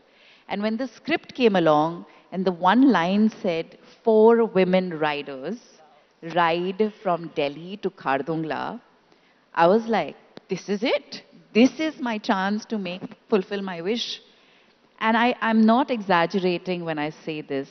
I was riding on my first day of being on the bike, of getting on the bike, alone, on my own. And within minutes of my trainer and coach giving me full control of the vehicle, of the bike, all the fears that I had carried my entire life escaped. They just left me. And I feel like that moment is symbolic to the story that the film is. It is, it also, I think, conveys the kind of love it has generated in the audiences and the way it's empowering women and girls and even young boys and men who are getting their mothers and sisters and daughters to watch the film. And as artists, I mean, I would have never imagined when I was in my early 20s that I would get some of the finest parts of my life in my early 40s. That deserves a round of applause. Dia, have you gone on a bike ride? Have you taken someone on a bike ride along? I Your can't husband, wait, maybe? I can't wait to take my son on my bike. The day he can wear a helmet, he's going on a bike ride with me. That's great. The woman will be leading the change, the vehicle, right? Absolutely. Yeah. Dia, I find you quite an anomaly. Like, you are a green entrepreneur, an eco-investor, you wear sustainable clothes. You recently went to UNEA in Nairobi and, I saw your video of wearing sustainable clothes. Are you a bit of a lone wolf in this industry? Do people identify with the causes that you promote, or are you sort of like, feel like you're the sole person blowing the trumpet? Lone wolf is an interesting description. I am an oddball, for sure. And you may also be right when you call me an anomaly. I'm just really happy that, I got the opportunity to see Gul here, who I think is very, very aligned with a lot that I stand for and speak of. And there's so much of what she's espoused over the years that I look up to and admire in her. And, but you're absolutely right. I think championing the climate and focusing on sustainable living in a world that is extremely consumerist and therefore wasteful and believes so much in the idea of showing and not so much in investing in the stories behind what is creating everything that we consume and the impact that it has on people and the planet, it can be a little isolating. But I find great strength in the sisterhood that I experience by virtue of the women that I have access to, working in communities across the world, and just people from everyday life who are, segregating and managing waste, doing this extraordinary work informing and educating people, helping them lead more sustainable lives, and whether it is,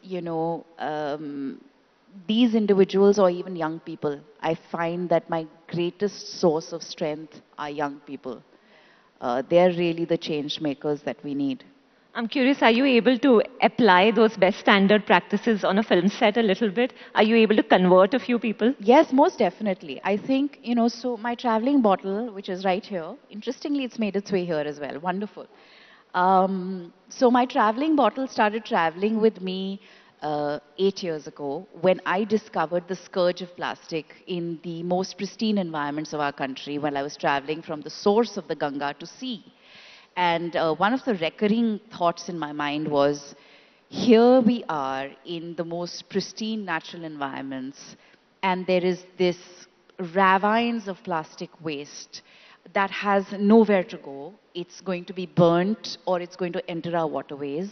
And then, of course, when I started reading, I discovered how, and now there's enough scientific reports that are helping and informing people understand that plastic has made its way into placenta, into the bloodstream of babies, into breast milk, into clouds, into table salt.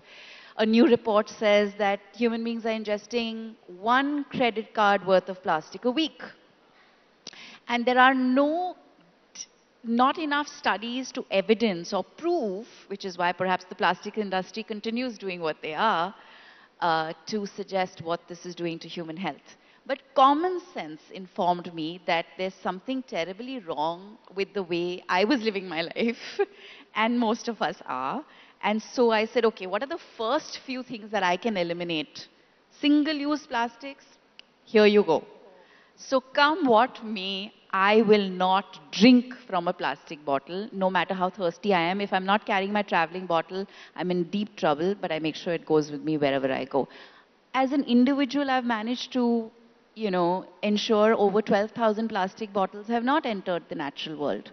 That may be a small number, but I think the power of 8 billion people doing the same thing would be quite huge.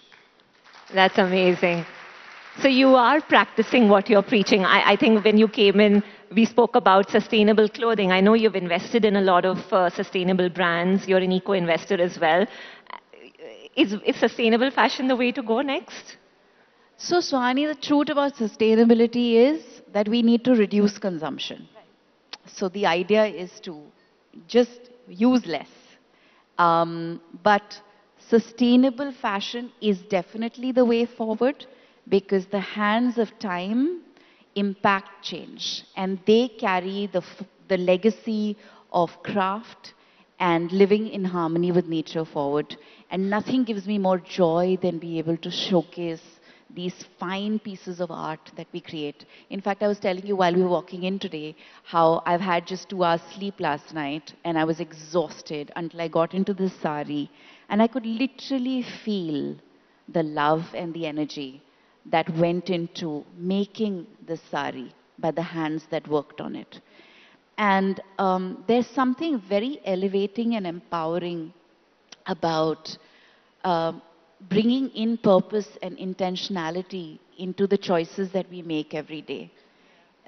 It helps us get through some very tough days with lack of sleep, but more than anything else, I think it infuses us with a lot of love. It's hard to do this in an industry, as you said, which is especially consumerist, where showing and being seen is so relevant. Do you feel you get trolled a lot also for what the ideologies that you have? How do you deal with that? Are you talking about apart from the times that I troll some of my peers? Do you do that? Do you do that? Only in DMs. Yeah. Like, I cannot believe you've used plastic balloons at your child's birthday. But it's hard. I will not.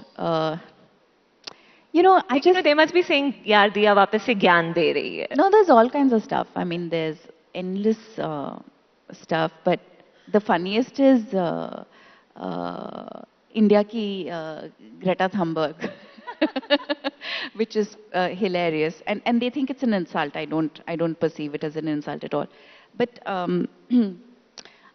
somebody once who's very wise said to me, and who I really respect, and I've always carried that forward, and I think it kind of applies to everything. Apart from the hate women and the abuse women experience online every day, I think as actors in the Hindi film industry, there's all kinds of falsehoods and fake media and all kinds of other stuff that we have to contend with. And it's been an extremely reassuring experience to remind myself that as so long as I know my truth, no one can alter it. So I'm not so affected by people's opinions or their slander when it comes to my work or me. I think there's a lesson for all of us in that. All of us women here, so long as you know your truth, you shouldn't budge. I'll conclude with this, Diya. We are asking everyone here about a trailblazing person that has impacted them, that has influenced and inspired them. You recently went to Nairobi. You were at the Environment Assembly of the United Nations. And I think you have someone you met there that was life-changing for you. You want to tell us that story? Yeah. Oh, I didn't meet her. I wish I did. I wish I had the privilege of meeting her. But so we're all looking for, I mean, I always think that it's the advocate, it's just these individuals who are extraordinary people who decide that their life is not limited to just impacting change at a personal level. They want to go beyond just themselves. And Wangari Maathai is one of them, who was responsible for protecting an urban forest in Nairobi.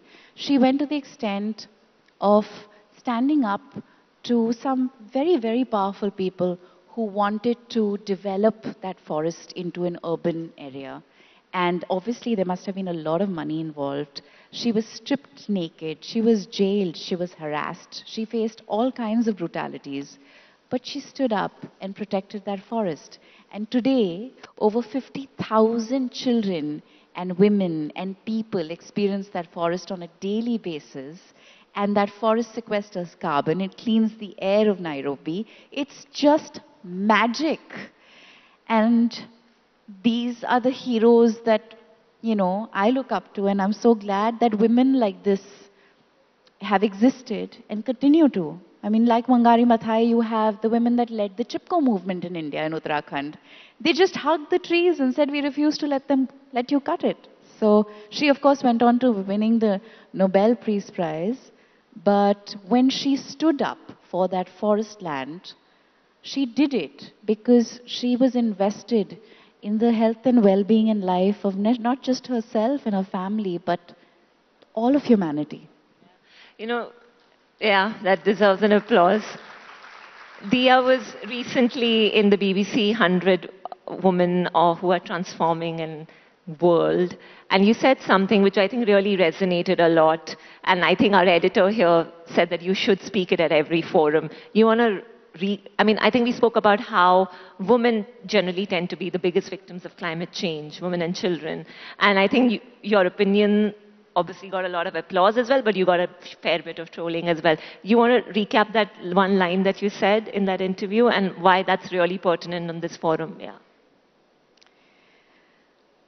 All the crises of our time, whether it's the triple planetary crisis of climate change, biodiversity loss or pollution, or it is conflict and war and polarization, has all been led by men. Egotistical men who refuse to change. Women need to come together to change that.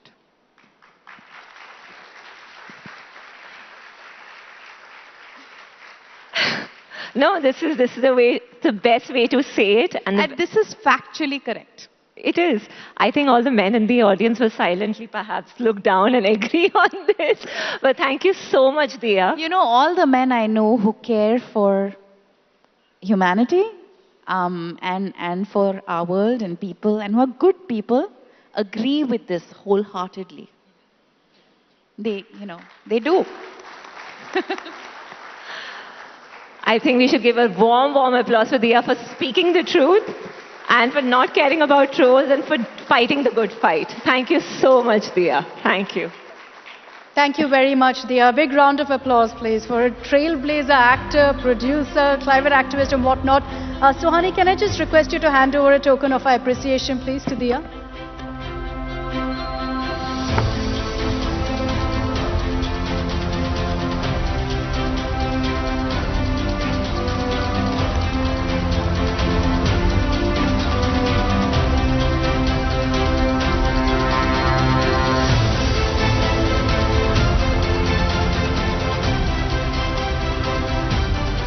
Thank you so much, Dia. Can I request you to just be seated here? We're going to have you back on the stage in a few moments from now to felicitate some of our drivers of change.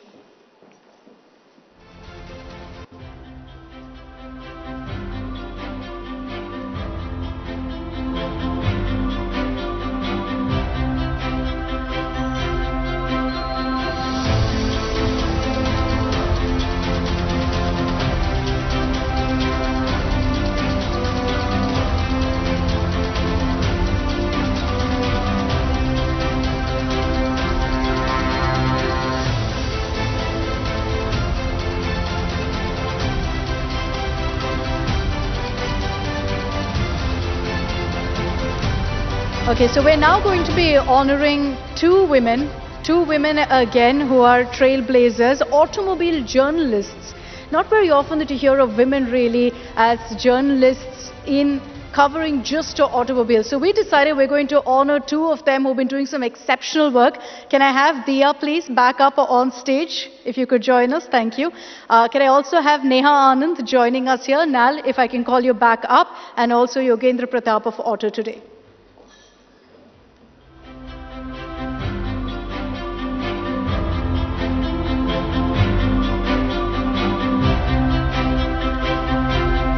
So our first hero is Renuka Kirpalani. Just play out for you a short film before I call her up on the stage to honor her.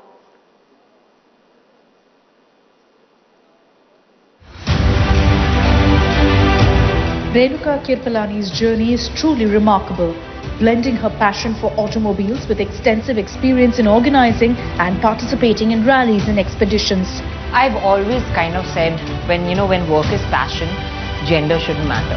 Additionally, her role as a juror at the World Car Awards showcases her expertise and recognition within the global automotive community. Areas for women is not something I'm completely on board with, because I just feel like when you do something and you do it well, whichever gender you are, whether you're a man in a woman's field or a woman in a man's field, it shouldn't matter as long as you do what you do well. She's also known as the Speed Queen for being the fastest woman driver in India and has created new records by driving at a blistering speed of more than 357 kilometers per hour.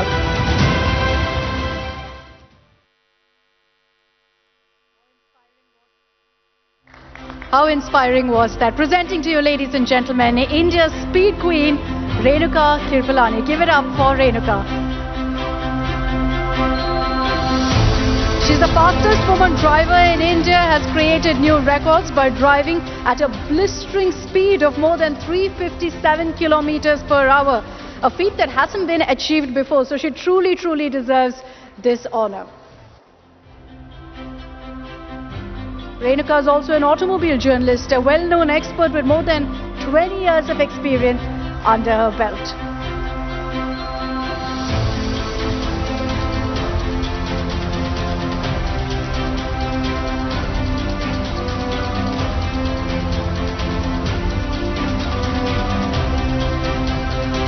Many congratulations, Renuka. Our next hero is Swati, a seasoned journalist. We'll play out a quick introduction to her and then we'll call her up on stage. Swati Khandelwal, a seasoned journalist renowned for expertise in automobile journalism. With 2 decades of experience in TV production, news reporting and multimedia messaging, she's a dynamic media professional. Not many women were in this space. Even today, we don't find too many. But I think it's something that you believe in, you feel for, you're passionate about, and that's really what happened. And I was lucky enough to continue this journey in the organizations that I've worked. I've always been known as an automotive journalist and recognized for her exceptional communication skills. She captivates audiences across various platforms. Give it up, ladies and gentlemen, for Swati, a seasoned journalist whose expertise in automobile journalism spans 2 decades. We're talking about TV production, news reporting, multimedia messaging. With a career rooted in a passion for automobiles and commitment to excellence, Swati continues to set the standard for excellence in journalism and inspiring audiences across various platforms. Put your hands together, please, as we congratulate Swati for this honor.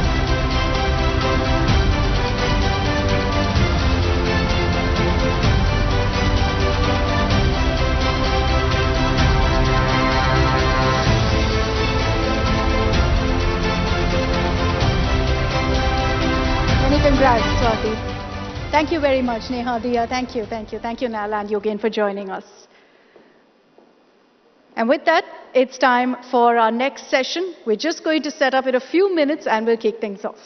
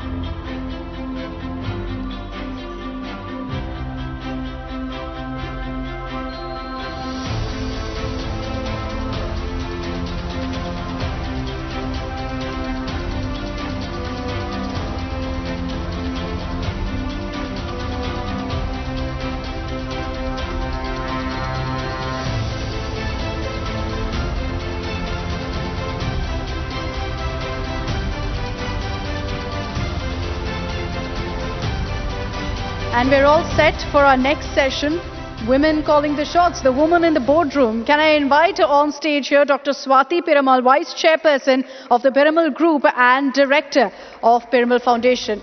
Please put your hands together to welcome here on the stage. And we also have Dr. Anish Shah, Group CEO and MD of Mahindra. Please welcome our panelists with a warm round of applause. And to take this forward, we have Raj Chengappa joining us here.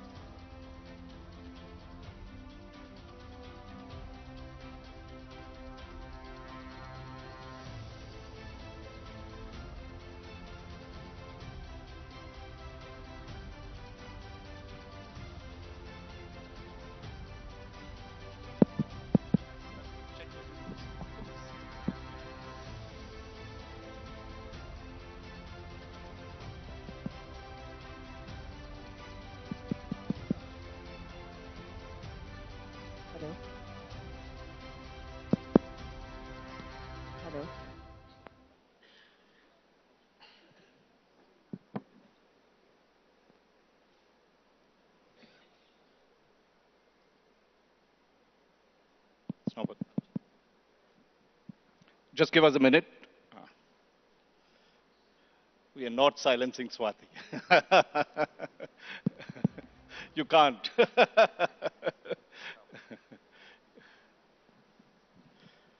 Hello. All set? Yeah, that's much better. Oh, great. Okay. Ladies and gentlemen, welcome to this fascinating session. We have two stars with us. Let me start with Swati Piramal, who everyone knows is an epitome of the heights that women can scale in India. And Swati is vice chairman of the Piramal Group, where she oversees a global business conglomerate with diverse interests in pharmaceuticals, which I knew her best, and of course, financial services and real estate. And she is one of India's leading scientists and industrialists who's contributed substantially to the innovations in medicine, new medicines as well, and public health that has touched all our lives. And she's played a pivotal role, mind you, in shaping policies that have improved public health care in India, and is also a philanthropist. As director of the Piramal Foundation, she was telling me of some of the wonderful work that she's been doing. Let's give her a very warm round of applause. And as is very fitting, though we might be two against one, she's going to dominate us in many senses. But we have Dr. Anish Shah, who's Group CEO and MD of the Mahindra Group. He oversees over 260,000 associates across 20 industries and over 100 countries. And his primary focus is to bring tech leadership to Mahindra, apart from the fact that he's into purpose-driven organizations and creating value across businesses, and of course fits very well with the Mahindra's RISE philosophy, which is how to bring positive change, and that too in gender equity. So we have a very interesting session, and we'll start with you, Dr. Swati Piramal. You have been someone, we were talking about, the subject is all about boards, women in top positions. And you have, in many senses, straddled all these, not just in India, but in very large multinational corporations. What is the difference you have seen while dealing with Indian companies or being on the boards of Indian companies, as well as when you were in boards of, many of the best foreign companies in the world?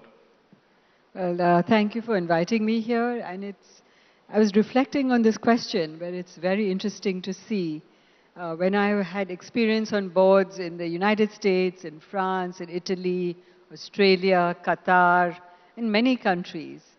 Actually, culture is different. It's chalk is to cheese. And I'd like to give you an example. In India, where boards are concerned, especially in my own company, we don't treat board members like ships that pass by through the night. We make sure that their advice is given to us even after they leave the board. And that you have this warm, hand of friendship from the most clever people across India, across the world actually, when they're on your board. I remember one night one of our board members was in the ICU. My husband and I stayed up all night outside, waiting for him to get better. Now this I don't think I would see in any of the boards that I sit on abroad. They have business is separate, personal is separate. But I think in the Indian way, in a way, is more human. It respects people even after they leave. It retains a lifelong friendship with people who are on your board. And that's the way I think we get the best out of our board. But let's come to gender parity. I mean, this is today's Women's Day, and we need to discuss when women get onto the board, is there a difference? Firstly, the struggle to get on the board, and secondly, the attitude of other board members if you are not vice chairman or just one of the board members. Do you find that? And you can do international comparisons as well if you... Oh yes, I remember I was on the board of Harvard University. And that's an election of worldwide alumni. And I was told that no Indian has ever stood on this board. It's 350 years old, very, very prestigious. And so I, asked, not afraid of failure. I said, that's fine, I'm not afraid to fail. And, but tell me who else has not stood for this election and not been elected. And they said, well, we remember it was Barack Obama, and it was Bobby Kennedy, And so, they didn't get elected. And nobody from India has ever been elected. But I said, never mind, I'll still stand for the election. And we are not allowed to canvass. And it's by all living alumni across the world. And to my surprise, I won. And it was a 6-year term, 6 times a year, traveling to Boston. It was an amazing experience for me. Because on the board were the brightest people in the world. You still studied with case studies. As you know, you went to Harvard too. And you get the best knowledge. So what a precious time, what a precious gift of knowledge I got just because I dared to do it. And I think women should not be afraid of failure. Just keep trying and persevering because you will get there. I like the words that you use. Not afraid of failure, just do it and dare to do it. Dare to do it. Let's give a very warm round of applause for that. And a big, big lesson for us. I'm going to come to you, Dr. Shah, and gender change and Mahindra Group. How are you? You talked of positive change, Mahindra's rise. Are you driving change on the gender side? Is there a rise for all your women employees? What is the percentage that you're trying to bring in, not just in the board, but across all your employees? So let me start with some facts, but before I do that, a very happy Women's Day to everyone.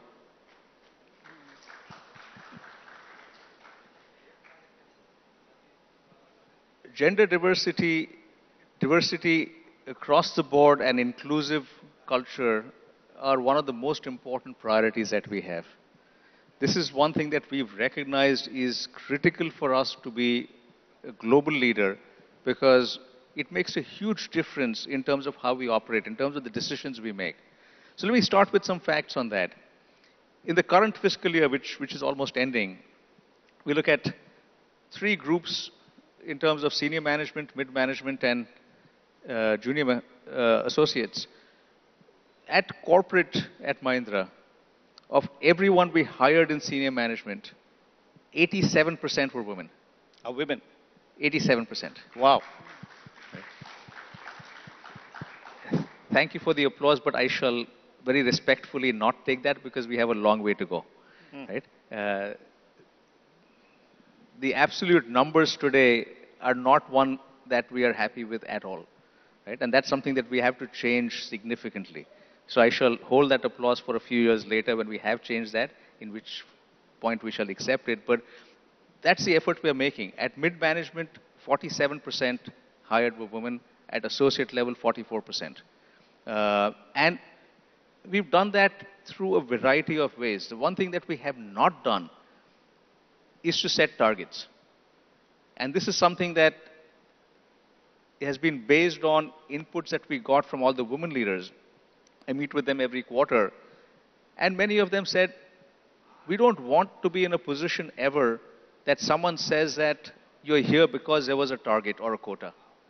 We want to earn our place, and that's the right way to do it, because it has to be a meritocracy. But the number of things we've done are, one, to ensure that before any slate of candidates is picked, we have women leaders on that slate. And I've had personally discussions with search firms sometimes who've told us that, well, we can't find anyone. And I said, well, we're not going to start interviewing then. They said, but we've tried everything. We said, fine, we'll look for another search firm. Wonderful. But that's been one. Second is creating a culture that is truly inclusive, because it's not just about hiring. It's about what happens when they are in the organization. Do they have a voice? How do they operate? Do they feel that they are equal with others? That's a very important part of culture. We've had to change certain policies. We've introduced a policy for maternity for women, which is effectively a 5-year policy that helps them through childcare, that allows flexibility. And we feel that these are things that are essential for women at times when they need it. And therefore, our policies should be adaptable to allow for that. So there's a whole host of things we are doing across every level to be able to create that. But as I said, we have a long way to go. So it's one where this journey will take us to a much better place, but we are nowhere near where we need to be today. But let's give a warm round of applause to him, to Dr. Anisha and the Mahindra Group for bringing that change in this. You're driving it virtually and with the percentages that you talked about. Dr. Piramal, I'm going to come to an area that is your favorite area, which is you've been on a lot of advisory council on industry, trade, science and research, art and technology also. You have some of the finest collections, I think. Can you tell us, what do women directors bring on the board? Which is different from the males, of course. Yeah, so let's talk about in government and in particularly government institutes.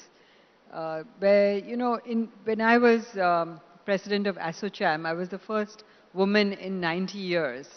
So what I did was a neat trick. I made every single industry leader in the Apex Chamber of Commerce a woman.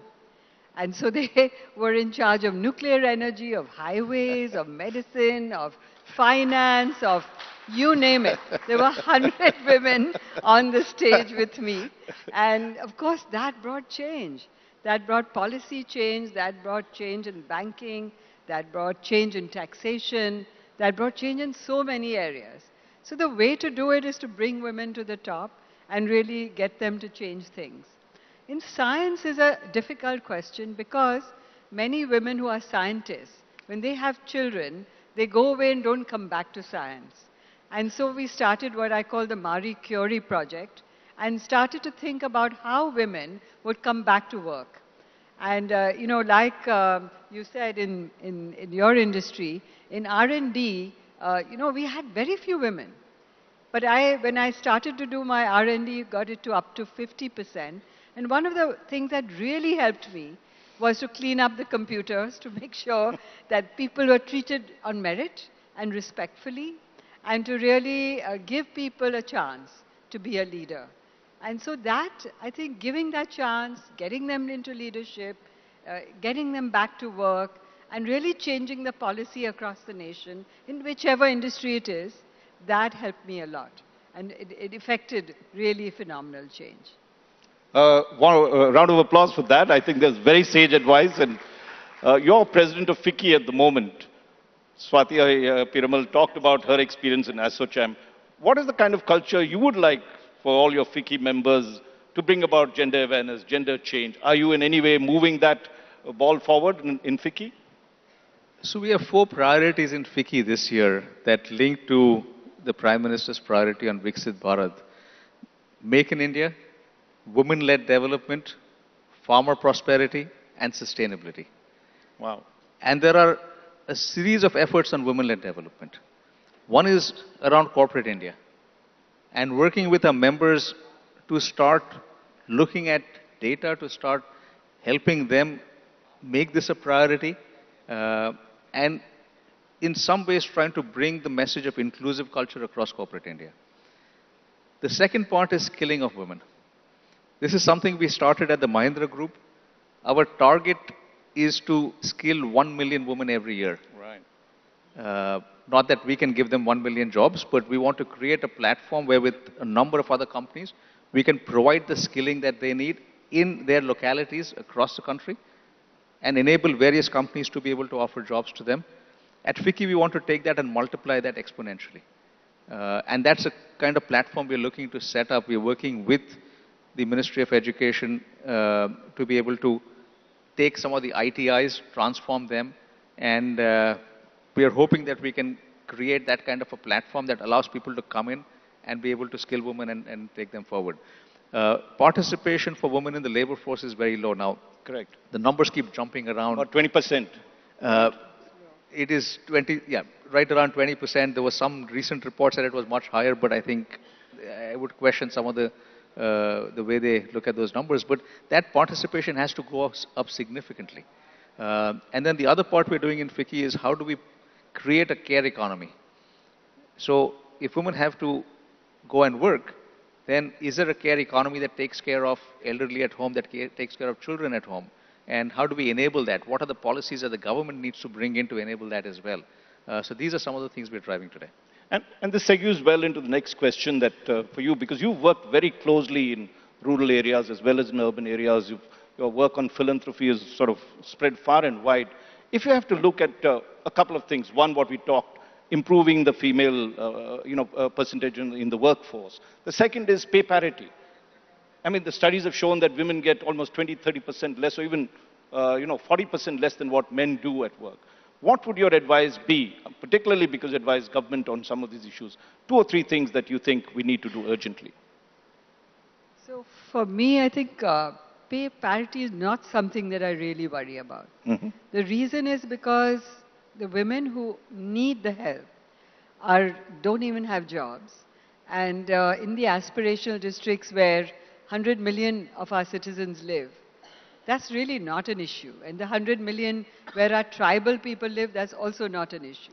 Right. So for me to, what's my priority? Infant and maternal mortality, that women should not die having children, and babies should not die when they are born. To me, that as a medic, sorry, but that gets first priority. And getting these numbers down in the remotest areas of India, the northeast, for example, I have 800 people working there, or in our border areas, a line of control, mothers don't get any help at all. Am I to worry about pay parity? No, I only worry about whether the baby dies or whether the baby lives, whether the mother dies or the mother lives. And to me, if I can get that down, and how am I thinking about doing it, is to involve young medical interns to go into these areas and really become leaders, to learn compassionate leadership, seva bhav. If I can change 100 leaders to work in these areas and really create systems change, systems thinking, and that, because medical education hasn't changed in 70 years. And so if I can get that systems change into healthcare and sustainability and water, that is what I would look at first. Pay parity when they get a job and things, I will worry about that later. And increasing the female participation in the workforce? Yes, that. But where will they find work in the tribal areas? Where will they find work in aspirational districts or even on border areas? So I think there's a way to go. First, I must look at basic survival. And you talked about maternal mortality, which is among the highest in the world. Though we have improved considerably, I think it's still about 113 to 1 lakh. Whereas in states like countries like USA, it's about 20, China's even 17, 18. That's the kind of target that you are talking about in this. Yes, am I right? especially in aspirational areas where 112 of our districts are the lowest in the world, and they have much lower than the national average. So how can I change that? I mean, I can not have, one person or one company, one foundation can't do it. So the way we're thinking about it is to get young people to go and do systems change in these areas. Give you an example, line of control in Kashmir. I had young people bring down nomadic people to an institutional delivery, and then the 100% institutional delivery decreased maternal mortality and infant mortality significantly. And it was all done by young kids, 18, 20 years old. So if I can get those people to work there and to work in very, very far-flung areas, for example, Mizoram, the Ganges, and places where there's no even health care because the Ganges spates and flows, and there is no fixed healthcare system. So if I can handle these difficulties with people on the ground, with young people, giving them leadership, we call them Gandhi Fellows. They work with us for 2 years. There are 5,000 of them, and they go out across India, from Kashmir to Kanyakumari, and they do systems change. Wow. Amazing, amazing. I think we have time only for a final round, and I'm going to come to you, Dr. Anisha, and this is more personal in some senses, okay? You're in a leadership position. How do you see yourself playing a role in accelerating gender equity in your company first and around you and your environment? So on the personal note, let me share why this is so important. My mother was an IIM Ahmedabad graduate from the second batch. Only one of 2 women at that time, in 1966. So now we know where your genes come from. She set up her own firm, a startup, in the late 60s. My father was at IIM Ahmedabad as well and a multinational, so he had a full-time job. And she wanted to balance bringing up children and doing something that she wanted as well. And she set up a business that did printing and packaging and made paperboard cartons for Colgate toothbrushes and toothpaste and so on. And could come home at 3 o'clock when my sister and I came back from school. So we've seen her work through that. Wow. And do that at a time when once startups were nowhere popular and women CEOs didn't quite exist. So having grown up in that environment, this is something that is very important from an equity standpoint. And that, I think, is something that it's important for us to do, to leave behind. Because it's not just corporate India that needs to change, society needs to change. Yes. And how do we drive that change in society is important. Absolutely, absolutely. And Swati Piramal, you're going to get the last word, and this is a personal question. You've achieved so much. How did you work out the work-life balance? You have children, grew up, you also achieved a lot. What did you do? What is the secret of your success? 3 or 4 points. Yeah, I just never let it get me that I'm a doctor and my children, you know, want to come home at 3 o'clock for my children. But you have to manage everything. And the way you can do it, I think, is by knowledge.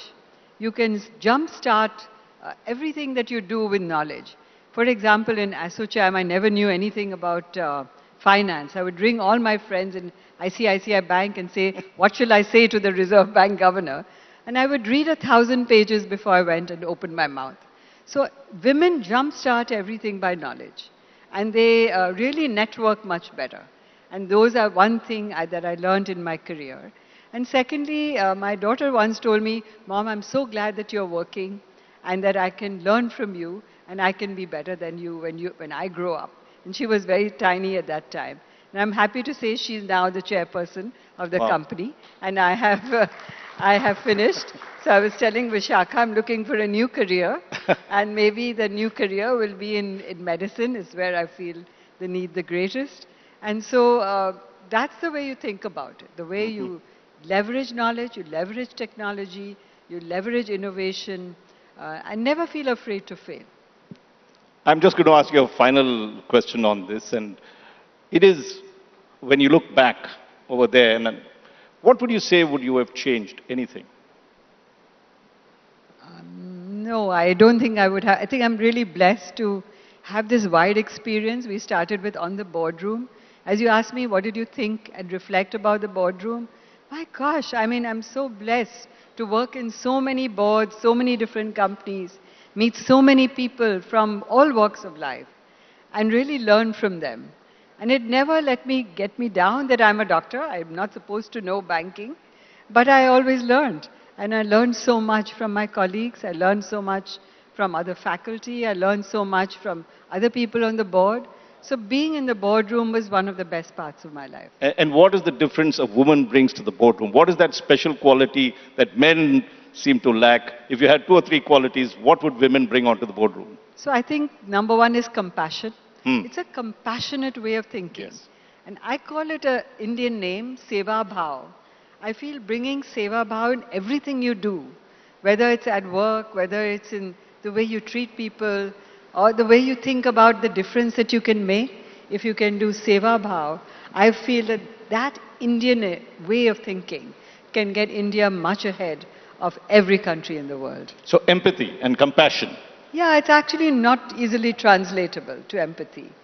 Seva means service, Bhav means the spirit of service. And let's give Swati Piramal a very warm round of applause, and Dr. Anisha for this wonderful session. Thank you very much. Thank you very much, Dr. Piramala and Dr. Shah, for joining us here on this platform. Can I request Raj to quickly hand over a token of our appreciation, please? A big round of applause, please, for Dr. Piramal and Dr. Shah for taking the time out and joining us for this truly insightful discussion.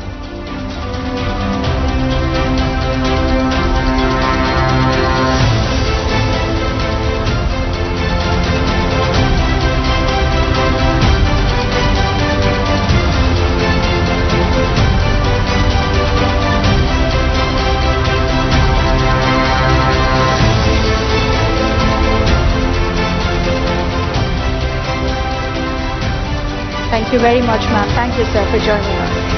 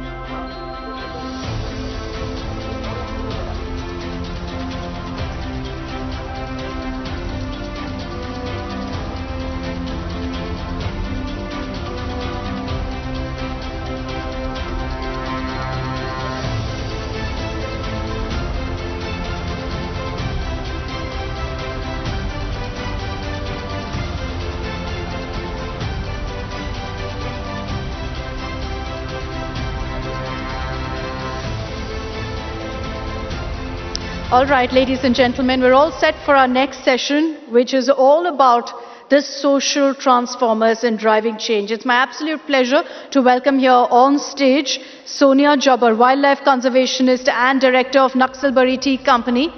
Can we have Sonia up on stage, please? Mittal Patel, founder of Vicharta Samuday Samarthan Manch. Kriti Bharti, social activist. Virali Modi, social activist.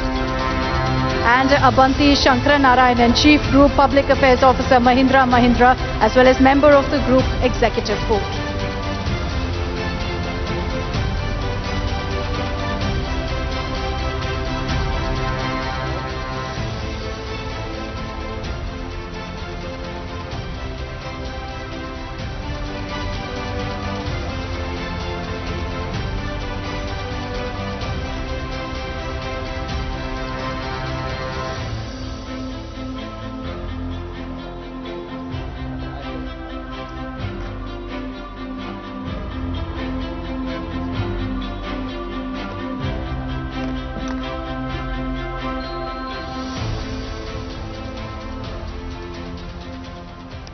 Can I just begin by highlighting the amazing spectrum of the panel that we have here? We've got a wildlife conservationist in Sonia, we've got a disability rights activist in Virali, someone who's fighting child marriages in Kriti, we've got someone who's working for the upliftment of tribes in Mittal, and finally, someone who's also going to give us a deep dive into how the corporate sector works in Avanti. So a big round of applause. They've come from different parts of the country to really ensure that we get a sense of the challenges in different sectors and the kind of work that these amazing women are doing. I just want to begin first with some of the work that Kriti and Mittal are doing. Kriti, if I can start with you. Are you comfortable with English? Yeah. Okay. I read somewhere that, and you've been working, of course, fighting child marriages. You've been working on annulling child marriage, which is so crucial. Nobody actually helped some of these little girls get out of the marriage. So that's such an important step. But I also understand that you changed your surname, you changed your last name. Can you tell me why and what did you do? खम्मा घणी सा मेरा नाम doctor कृति भारती है। मैं भारत की बेटी doctor कृति भारती हूँ। 12 साल की उम्र में मैंने अपना सरनेम चेंज किया। आप समझ सकते हैं इंडिया में सरनेम चेंज करना is a very big deal, और अगर वो लड़की है तो उसके लिए और ज़्यादा मुश्किल है। बट मुझे ऐसा लगता है मेरे जीवन का सबसे बड़ा जो रेवोल्यूशनरी स्टेप है वो मैंने 12 साल की उम्र में लिया। My father has abandoned me before my birth. मैंने चाइल्डहुड में बहुत स्ट्रगल देखा। अल्फ़ाबेट सीखने से पहले मैंने अब्यूज़ एंड एक्सप्लॉयटेशन की डेफिनेशन समझ ली थी। 10 साल की उम्र में मुझे जहर दे दिया गया और उसका असर ये हुआ कि मैं बेड रिडन हो गई। मैं न चल सकती थी न मैं बैठ सकती थी। आज वहाँ से यहाँ तक का जो सफ़र मैंने तय किया है वो शायद आप में से कोई नहीं कर सकता है, क्योंकि मैंने वापस मौत को हराया है। मेरी मदर सिंगल पेरेंट के रूप में उन्होंने बहुत कुछ किया। उन्होंने मुझे सिर्फ एक सशक्त महिला ही नहीं बनाया, मुझे उस समय ठीक करने की भी कोशिश की। बट क्योंकि मेरी डेस्टिनी ऐसी थी कि एलोपैथी, आयुर्वेदिक, होम्योपैथी कुछ नहीं लगा। फिर मैं रेकी थेरेपी से ठीक हुई, और जब मुझे पता चला कि poison and all those things were happen to me, तो मैंने कहा मुझे किसी की बेटी बने नहीं रहना है। मैं अब अपनी ज़िंदगी को एक नया रूप दूंगी। मैं अपनी ज़िंदगी को एक नया शेप देके भारत की बेटी डॉक्टर कृति भारती बन गई। Amazing. This has to be by far the most inspiring story I've heard today. So congratulations to you, and for the experience that you faced to overcome that and then help so many other girls is just so amazing. Mittal, can I come to you? You work for the upliftment of tribals with Gujarati nomadic and denotified tribes. आपको क्यों लगा कि जो tribal community है उनको आपको मदद करनी चाहिए, और जो महिलाएं हैं उनके हालात और उनकी अपॉर्चुनिटीज क्या है अभी? मतलब हम एक थोड़ा ये सोच ले कि हमारे पास अपना खुद का कोई एड्रेस नहीं है। आइडेंटिटी ये कि हमारे पापा और माँ या फिर हमारे रिलेटिव्स जो है वो बता सके कि मैं मित्तल हूँ, आप सोनिया है, आप फलाना है, ये सब। पर अगर किसी पेपर पे वोटर कार्ड, आधार कार्ड, राशन कार्ड गवर्नमेंट जो मांगती है, पेपर पे मुझे प्रूव करना है कि मैं कौन हूँ, ऐसा कोई आइडेंटिटी मेरे पास ना हो, वो कितना मुश्किल हो जाता है। एक समय था तब शायद इन सब की किसी को ज़रूरत नहीं थी। मैं जिनकी बात कर रही हूँ वो नॉमेडिक और डिनोटिफाइड ट्राइब्स, नॉमैड्स, जो ये करीब 1000 से ज़्यादा ट्राइब्स है पूरे इंडिया में। और पॉपुलेशन की अगर मैं बात करूं तो अपने इंडिया का टोटल पॉपुलेशन का 12 to 15%, मतलब इतनी बड़ी तादाद में ये लोग हैं, बट बिना एड्रेस वाले हैं। दिखते तो हम सबको है, जैसे रोप डांसर ने आपने देखा है, बहुरूपिया को आपने देखा है, स्नेक चार्मर को आपने देखा है, बहुत सारे ये लोग जो हमें दिखते थे, इनकी सर्विसेज हमें कुछ समय, मतलब आज से 30, 40, 50 साल हम पीछे चले जाए तो गांव में शायद ये लोग हमारे पास आते नहीं थे, तो हमारा घर चलना मुश्किल हो जाता था। ऐसी उनकी सर्विसेज थी जो हमें वो प्रोवाइड करते थे। जब पहली दफ़ा मैं इनके ऊपर रिसर्च करती थी और उनके परिचय में जब आई, सबसे मैं पूछ रही थी कि आपको क्या चाहिए, तो किसी ने ना गाड़ी मांगी ना बंगला मांगा, सबने मांगा तो यही कि हमें हमारा फोटो वाला कार्ड दिला दो। और ये बड़ी दिक्कत है। मैं जानती नहीं हूँ कि मैं मित्तल हूँ, पर अगर पुलिस आती है, कहीं पे भी डकैती होती है, कुछ भी होता है ऐसा, तो इमीडिएटली उठा के मुझे ले जाती है और मैं प्रूव नहीं कर पाती हूँ कि आप जिनको ढूंढ रहे हो वो मैं नहीं हूँ, क्योंकि मेरे पास कोई आइडेंटिटी। ये बहुत बड़ी पीड़ा है और ये पीड़ा सिर्फ महिलाओं की नहीं, दोनों की, मतलब पूरी फैमिली की है। पर अगर किसी को सबसे ज्यादा सफर करना होता है ना, आप सड़क पे खुले में सोना, मतलब फिल्म बन जाती है ठीक है, कुछ मतलब टहलने हम लोग निकल जाते हैं और कैंप साइट पे जाके सो लिए, वो अलग है, बट बिना घर वाले लोग और फुटपाथ पे जब सोना आता है ना, तब पता चलता है कि यंग जो बच्चियां होती है उनके लिए क्या टेंशन होती है माँ को। तो ये सब जब उनके सामने देखा, उसके बाद मुझे लगा कि शायद ये गुमनाम है। हमारे आज़ादी के 70 साल के बावजूद भी इनके लिए ना कोई पॉलिसी थी, ना ही सिंगल रुपीस बजट में इतनी बड़ी तादाद होने के बावजूद भी नहीं दिया जाता था। तो वो मुझे सबसे, और बहुत सारे ऐसे इंसिडेंट्स बने जब उनके बीच में घूमती थी तब, और मुझे लगा कि इंसान के तौर में हमारे गांधी जी कहते थे कि अगर हमारी पढ़ाई जो है ना वो अनटू द लास्ट, जो सबसे लास्ट में जो बंदा है उसके वेलफेयर के लिए अगर हम काम ना आ सके तो उसका कोई मायने ही नहीं रखता है। और मुझे लगा कि शायद मेरे लाइफ का पर्पस ये है, नॉमेड्स के वेलफेयर के लिए अगर मैं कुछ भी कर पाऊँ तो, और मैंने बहुत किया, मैं ऐसा डेफिनेटली कह सकती हूँ, पूरे गर्व के साथ कह सकती हूँ। When did it hit you, Mittal, कि ये आपके लाइफ का पर्पस है? एक इंसिडेंट हमको बताइए जो आपने देखा और ये सोच लिया कि मेरे को ये ट्रांसफॉर्म करना है, ये चेंज करना है।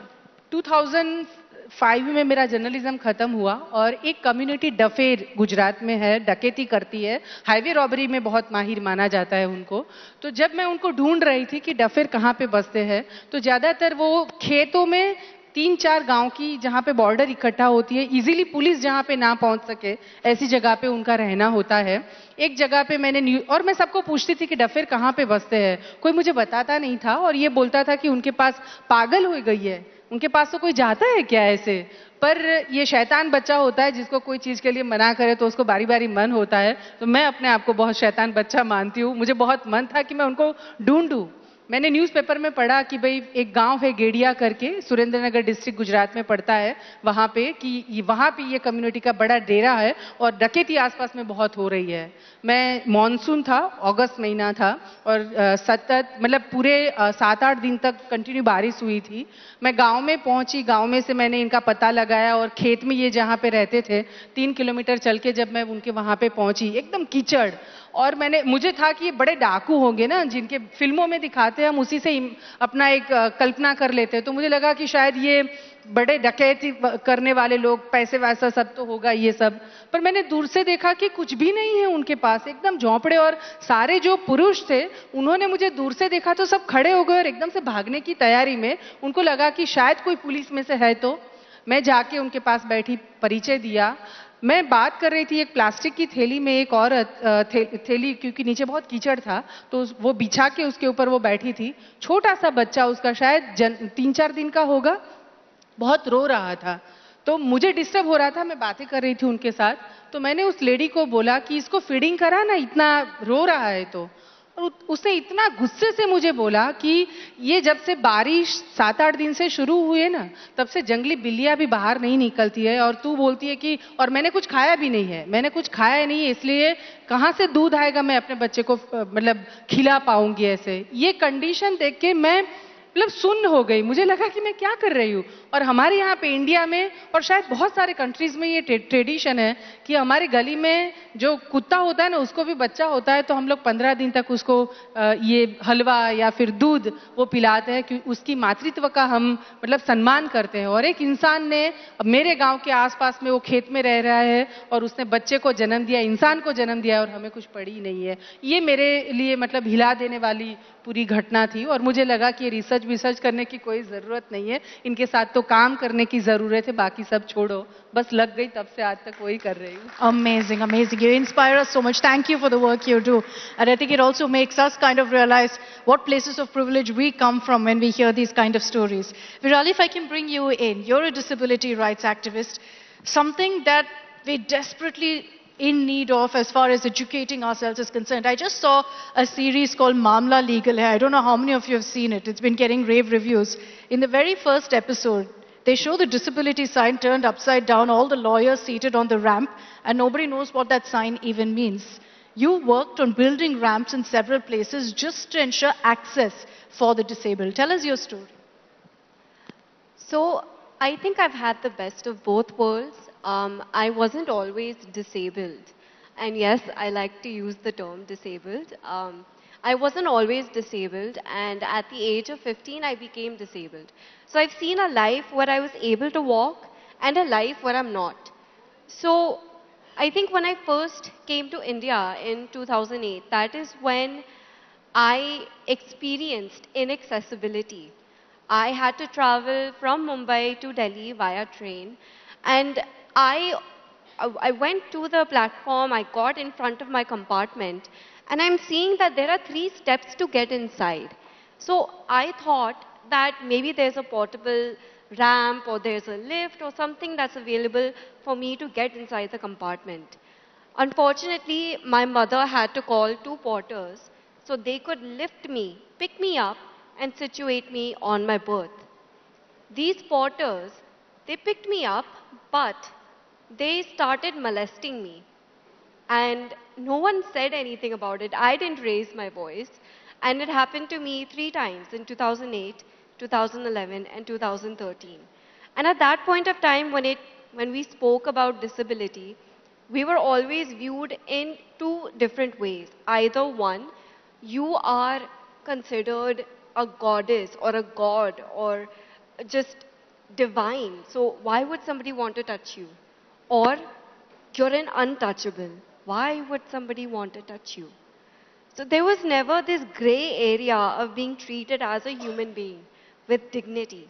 So in 2017, after the Rights for Persons with Disability Act was passed, I started a petition called #MyTrain2, speaking about these issues that have happened to me and to countless of other people. It garnered the attention of a railway official from Kerala, and we made 9 stations totally wheelchair accessible in India without any renovations, just by implementing portable ramps and small aisle-sized wheelchairs which fit inside the compartment. So nobody would ever have to go through something that I went through. Thank you. It's so amazing that each one of you and your stories are triggered by incidents that have happened with you. All of you have acted after facing or seeing with your own eyes the kind of discrimination out there, the kind of, lack of apathy out there. Sonia, if I can bring you in, you're a wildlife conservationist. Tell us your story, because, when our team was traveling the 10,000 kilometers, they went into different parts, and I was speaking to them about their experience. They always spoke about what they saw at your farm as something that they've never seen anywhere else in the country. Can you explain to us what you do so our audience really understands? Well, I really don't know what they saw and what they found really special, but I'll tell you, I've lived in cities all my life, and moving to my tea plantation, to my family tea plantation, after my mother passed away in 2011, that was really life-changing for me. So although I used to visit it, actually living there and being in nature really changed things for me. So I really don't know what your team saw. Okay, I'll tell you what Sonia did, because she's being extremely modest about what she does. She has a tea plantation. Now, elephants use that particular path and another part, which is the original elephant corridor. And because they were being chased away from there, they were entering her plantation, but she refused to stop them from entering, which is what you see most people do. They kind of shoo away the elephants. You refused to do that. Yeah, well, it's a little more complex than that. So elephants are migratory animals. They need to have vast. They migrate in herds, and they need to have vast areas accessible for food and for water and habitat. So they used to have a migrating path just north of our estate, and but and then they used to cross over to Nepal, and we're just about 10 kilometers away from Nepal. And then Nepal went and built a huge fence. So that disrupted this elephant migration path. And they started coming south to our estate. Now, when they started coming south, it wasn't just our estate that they would go through. They would go through other places, and then they would go through farmland, and then they would destroy crops. And no one wants elephants. No one wants these very large animals around.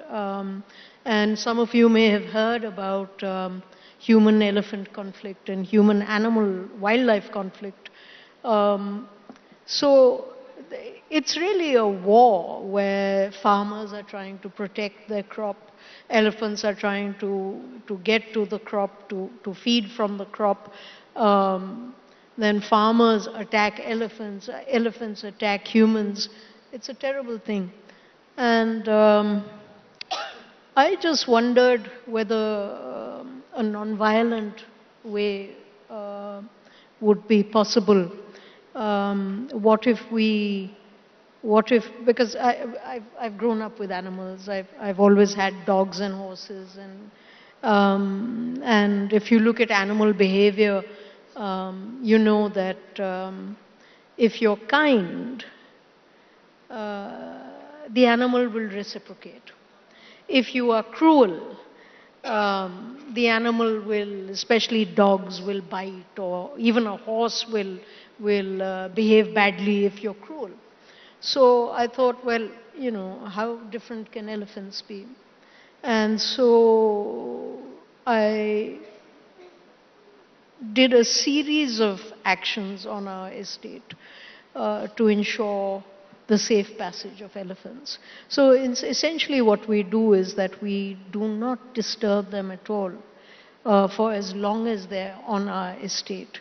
And even though this may seem like very little, but actually, you know, elephants are constantly disturbed. There are either people chasing them, or the forest department is driving them, or people are taking selfies, or somehow or the other they're always disturbed. So when they would come into our estate, suddenly they'd find, because we devised a system where we blocked traffic and we stopped, even like our pluckers when we go in, and if there's a herd coming through, we move away from that area. So they'd find peace. They find peace, and they become very quiet, and they become very peaceful. And what's incredible is that since 2011, we have had absolutely no incidents of human-elephant conflict in our area. I think all you needed was a bit of kindness, a bit of compassion, and that's where a woman really comes in, to show that kind of kindness to an animal. Abanti, to you, we've heard so many inspiring stories, and some of them of how in rural parts of the country, opportunities haven't seeped down. There is no question of basic rights being given to so many men and women. In the corporate sector, and we've had multiple conversations about this as well, in the corporate sector, with a lot more education, a lot more awareness, are things different for women? Sorry, did you say are things difficult for women? Different. Different. So look, firstly, I just want to say it's incredibly inspiring to be on this dais and share the space with these incredible change makers. It is different in some ways, but some things are the same. What is same is the fact that you have to still work very, very hard at what you do. You have to be very good at what you do. That's the ticket to the game. The other similarity is that you have to sort of hang in there, even in the corporate world, despite certain lifestyle stages where things become difficult to juggle, family and a demanding career. But those things pass and things become easier. So it's really important to not opt out and to just hang in and continue to do what you were doing. What's different is obviously that you come into an environment which hopefully is more structured, which is more enabling, particularly if you are in companies like the Mahindra Group. And so to that extent, some of the adversities that some of the wonderful women on the dais mentioned are less so. But there is a lot that you have to do yourself to just continue to stay through a very, very demanding career while you're balancing other aspects of your life. Very true, very, very well put. Our time is up, but I could have gone on with this conversation for at least another 1 hour because these are such amazing, inspiring women that we have here on the stage. A big round of applause, please, for all of them. We'll have them on the stage later to also felicitate them, but thank you very much for joining us now for this conversation.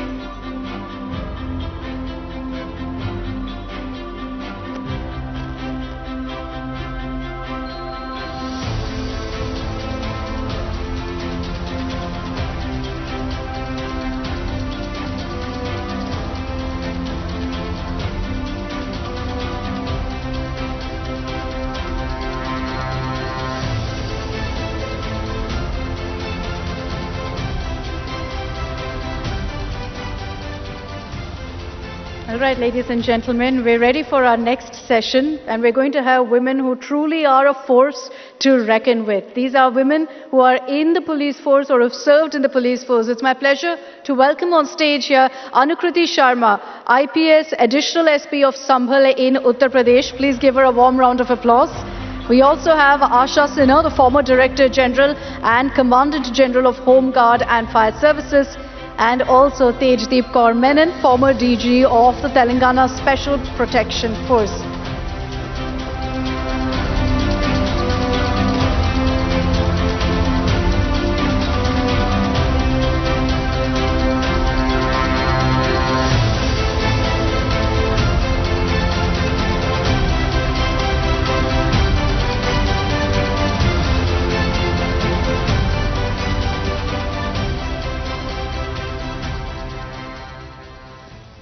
I seem to have missed the memo. Forget khaki, all of you are dressed in beautiful, lovely saris. I feel like the oddball out here, but amazing to have all of you here with us. Thank you very much. Each of your stories are so wonderful to read about. I had the best time, honestly, researching for this session. Can I begin with you, Anukriti? When I read about your story, I was most curious to know, and just before she's now, of course, in Sambhal as the additional SP, before this you were in Bulandshahr. What was that like? To be, you know, a woman top cop in a Bulandshahr in Uttar Pradesh. What were reactions like to you sitting in the police station? First of all, I would like to start with a gratitude note. Thank you so much, India Today. Thank you so much, Mahindra, for having me here and giving me this opportunity to interact with the most incredible women I've ever met. And today is also my mother's birthday. Happy birthday, ma'am. Is she here? She succumbed to COVID in 2021. So sorry. And I think it's her blessings, it's her hard work and resilience, perseverance, whatever you'll say. It's because of her that I'm here. And she never saw me in uniform. That is the most pinching thing for me. But thank you, Mummy, for everything. And so now I come to the question which you asked.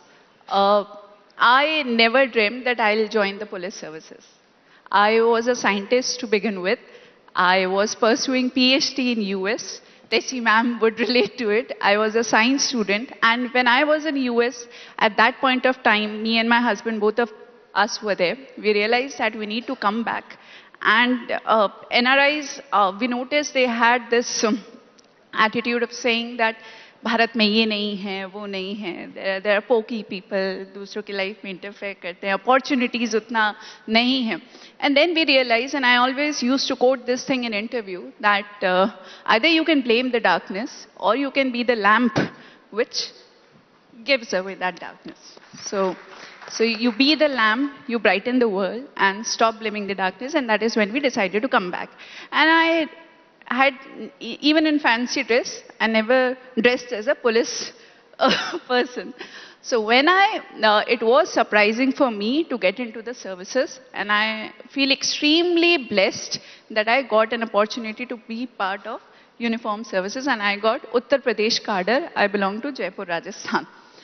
So Bulandshahr, when I joined, there were already female cops who had served there. People were used to seeing women police officers.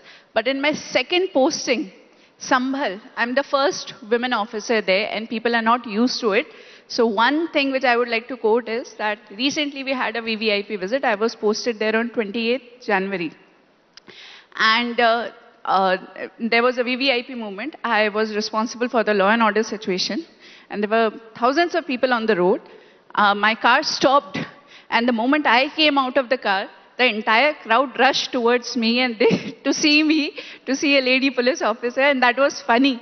I had a laugh inside. I was like, what to do? Should I get into the car that the crowd would be managed more, or should I take the charge and manage the crowd? So you're a celebrity now in Sambhal? I don't know. And in Bulandshahr also, it used to be funny at times that I'll be working and a lot of people or complainants in my office, and suddenly someone would be peeping from outside.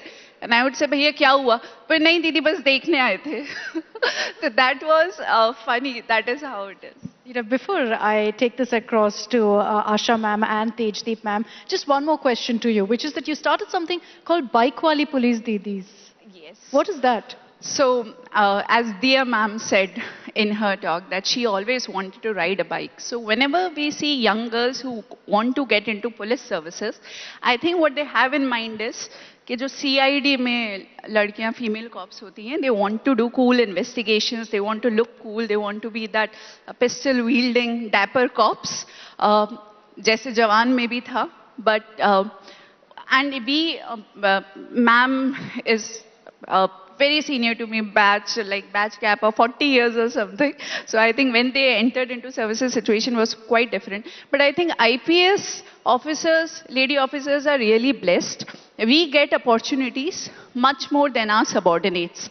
What I noticed was that I was solving the crimes, I was doing investigations, I was going on raids, but to my surprise, we have a special operations group, SOG, in every district, which does a major investigation in cool crime-related work. And there were 25 odd men were there, but there was no single female cop. And they would say, कि, अरे, उनसे नहीं हो पाएगा. So that was surprising to me. And they were reduced to the role of receptionist or counselors. So in every police station we have Mahila help desk. So वहाँ पे महिला को ही बैठना है. I know it's our prowess actually to be emotional and sensitive. We have the capability to listen more, empathize with the victims. But that doesn't mean, in my opinion, that you reduce them to that positions. You at least give them that choice to opt for something. And that is when I was, I am lucky actually to say that in my state, government is taking good initiatives, and they have recently started Mission Shakti, which is all about empowering women. But I realized that our own women are not empowered, the female cops, and we have to channelize their Shakti so that we can use that force to the best of their potential. And therefore, I was nodal of Mission Shakti in my district, and I called a meeting of all the SHOs, and I gave a written order that you have to give choices to your constables, and on the basis of their choices, their postings would be done in the Thana police station. To our surprise, I was not surprised actually, because we have all sorts of people. If some wants to do surveillance work, some likes office work, some want to do beat policing. Similarly, females can also have those likings or dislikings. And women opted for riding bikes. Like Dia said, that she always wanted to ride the bike. Now they were getting this opportunity, and many of them opted. They went on raids, they nabbed the criminals. And when the media highlighted that, that acted as a big push. And they all were so happy. They were posting pictures, they were sharing it on social media, because they were doing something which they always wanted to do, but the opportunities were not given. And one more thing which I would like to add here is that we also have to realize that while we are giving opportunities to our female cops, we want them to go out on raids and respond to a crime situation occurring even at 2 a.m. in the night. So if we want them to deliver, we have to realize that although women have moved out of houses, but men have not entered into houses. So the primary role of a caregiver, of mother, of raising the children still falls on the female of the house. And therefore, we have to make our workplaces conducive to their special needs. Their children can move in, they can sit at a police station, they can do their homeworks. That should be allowed. I think if we move in both the directions, we are soon going to have a workforce which is more police, as we say. We are moving into a transition from force to service. That means a force which is sensitive, empathetic, जो गाली नहीं बकती है, जो corrupt नहीं होती है. I think all the women have these qualities in abundance, and it's important that we use this. It is high time now. Amazing so message. This is the story. Asha ma'am, if I can come to you. The first lady commandant of a paramilitary force is seated here with us. It is such an honor to have you here with us. One point that Anukriti raised is about the stereotyping also of a woman police officer. You've quite literally shattered the glass ceiling. How did you ever face or see that kind of stereotyping of women police officers, ma'am? Let me thank you first, the India Today and Auto Today and Mahindra Rise for organizing this wonderful program. And I was told that, I should tell my life story here. And since I think I am the oldest driver of change, so my story is going to be pretty old also. And the most inspiring story. Yeah. So I was born about 67, 68 years old in Kerala, and I was lucky to be born in Kerala, I think, because women were given a good education even then. And I nurtured an ambition to join the civil service. But when I opted to join the Indian Police Service, my mother was very perturbed. She said, "You haven't even seen the inside of a police station and you want to join the police service." But I stood my ground. And I remember at the UPSC interview also, I was grilled, "Why do you want to join this Indian Police Service? It's not meant for you, for women." These days, women, when they go to the UPSC interview, they are asked why you have not opted for the Indian Police Service. So this is the change that you see in these 40 years.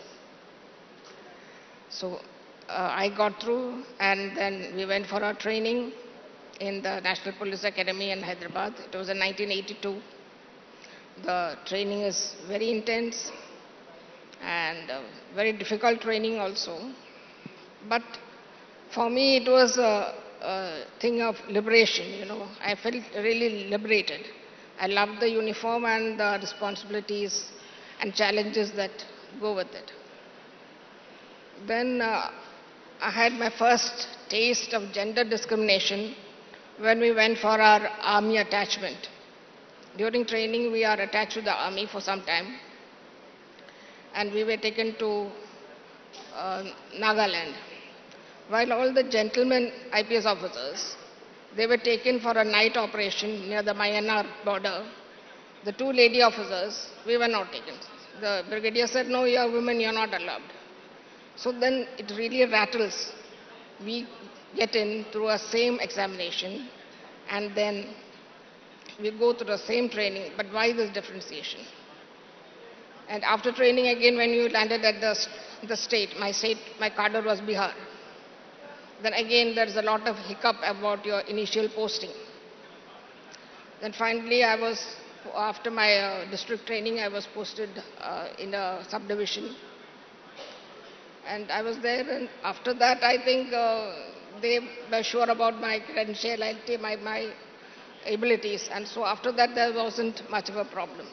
So initially, there was a lot of problem. And the police service, as you know, is very challenging, very difficult. You have no time for anything, especially in a rural place like districts of Bihar, where there's a lot of crime, law and order, communal situation, and you have to handle everything yourself. And that is a time when your children are also young. My son was very young, he was 3 or 4 months old, and sometimes I had to stay in places, camp in places where there are for 3 or 4 days on end. And there, at that time, remember, there was no TV, there was no mobile phone, there was no STD, only trunk calls were there. But I was lucky again, I had a good support system in the form of my family, so life is certainly difficult for an IPS officer.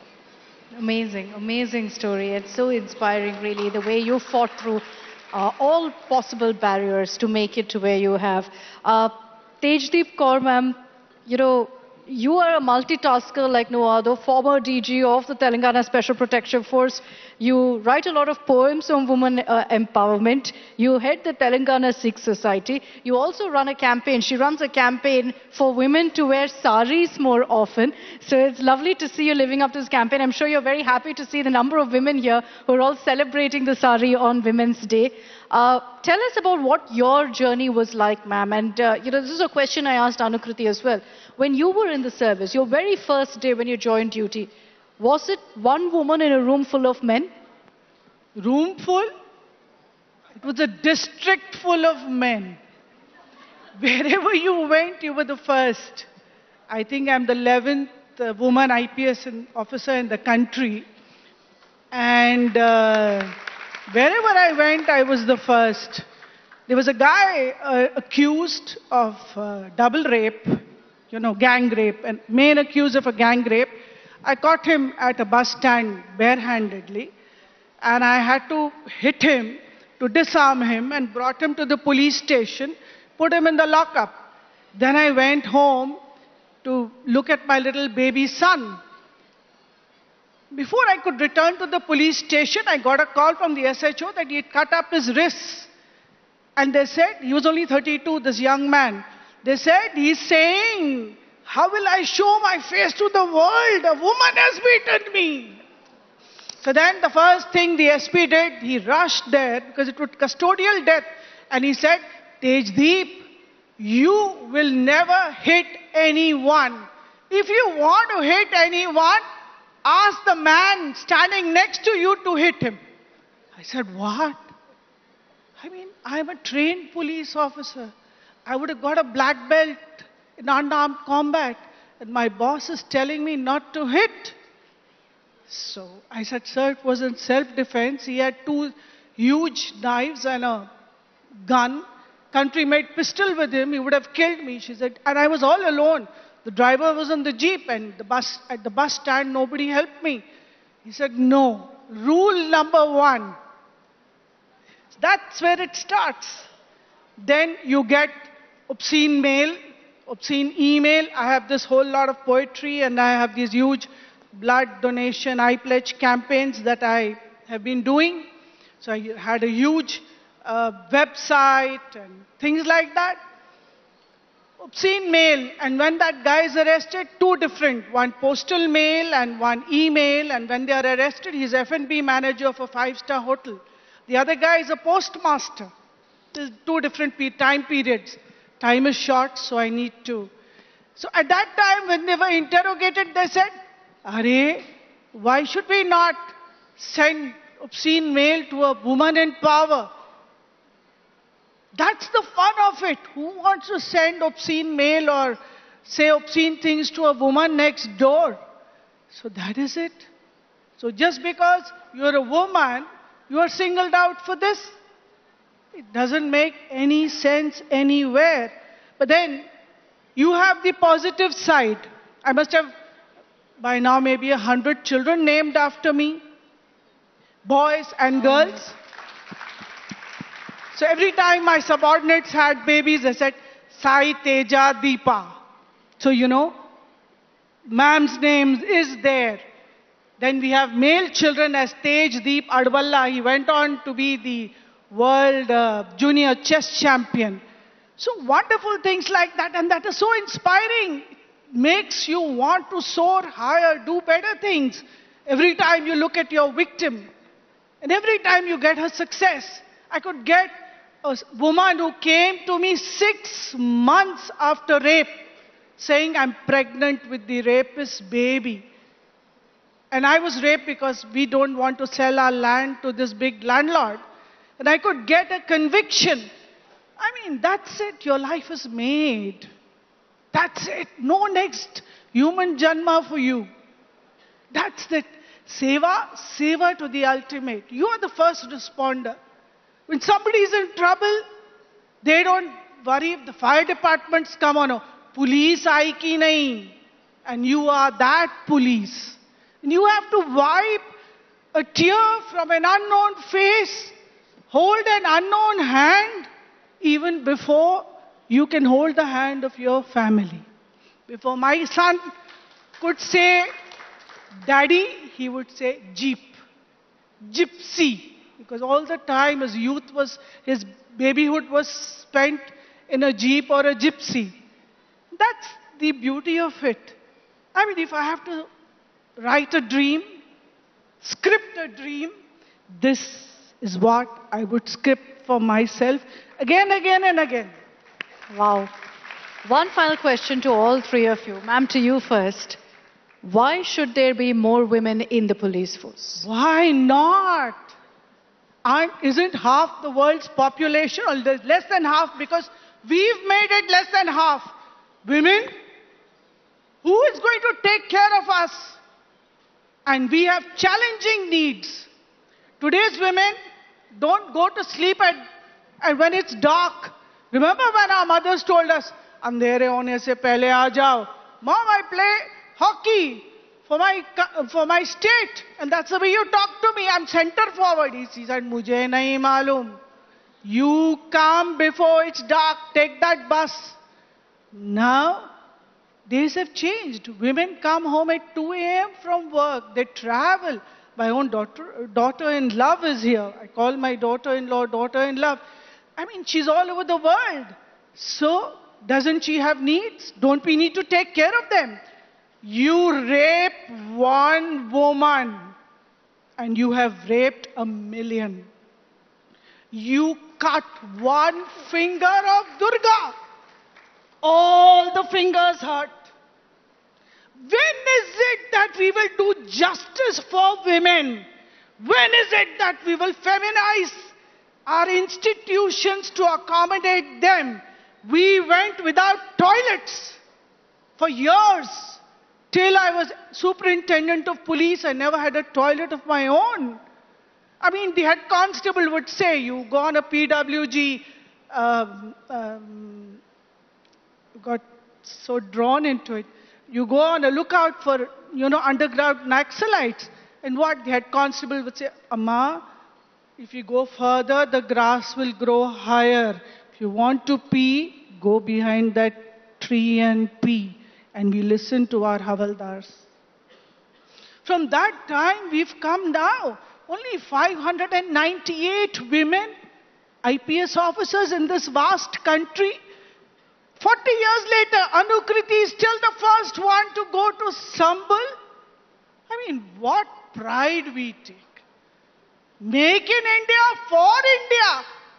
Bharat ki betiyon ko you won't arm them. You won't teach them self-defense. You won't get them their own police.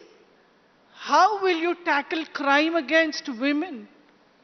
31% of crime against women is domestic violence. She goes to a male police station and she says, Mara. He says, Doi thappad mara nahi. Nahi, cricket bat se mara. Sirf cricket bat. Jalaya to nahi. Is that the way you treat your women? Is that... How will they step out to work? You heard Mrs. Piramels talk about it. You kill your babies. You kill them inside. You kill them outside. You molest your children. There was, I remember the heroine's name. She came here. She was molested thrice. There's a limit. You need your own police force. You need to feminize the police force. You need to fill it up with women. And remember, don't give them rifles during training and give them computers later. Because much of the women police force that is in the police today is not equipped to deal with law and order problems. They're not the kind of CID women you see in the movies. You have to make them that. You have to make them invincible. You have to give them enough maternity leave. People like me, my maternity leave was cancelled. Chief Minister calls, Nahi, Amma, you have to go as SP Kadapa. I said, sir, I have just had a cesarean. I had a baby. She's 1 month, 10 days old. No, Amma, I'm cancelling your leave. You will go as Superintendent of Police Kadapa. There's a huge law and order problem there. Arey, Guru Gobind Singh Ji said, 1.25 lakh se ek lada hu. आप भी यही बोल रहे हैं क्या? Okay, fine, I'll do it. How many women, how many times will do it?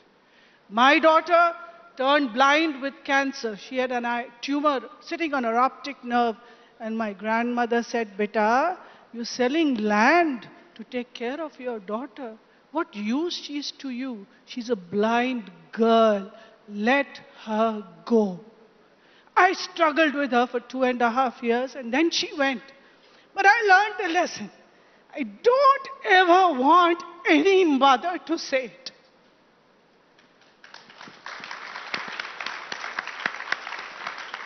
I wish and I pray that every woman lives with dignity. In the house, outside the house, everywhere she goes, in the whole world. Disrespect to women is disrespect to humanity. I mean, how can you circumcise women? How can you ask women to have... I mean, what is this whole thing about Taj Mahal? Taj Mahal is a tomb of a woman who delivered 13 children and died while delivering the 13th. What is that? It's a mausoleum of everything that women hate. It may be in marble. Amazing. It may be wonder of the world for men. For me, it's a symbol of our servitude. A big round of applause, please. The passion with which you spoke, ma'am. And thank you for sharing that story with us as well. Thank you very much. A big round of applause, please, for our lady Singhams, if you will. All of them who have accomplished so much for the country. Thank you very much for joining us here on this stage. The true drivers of change as you see them.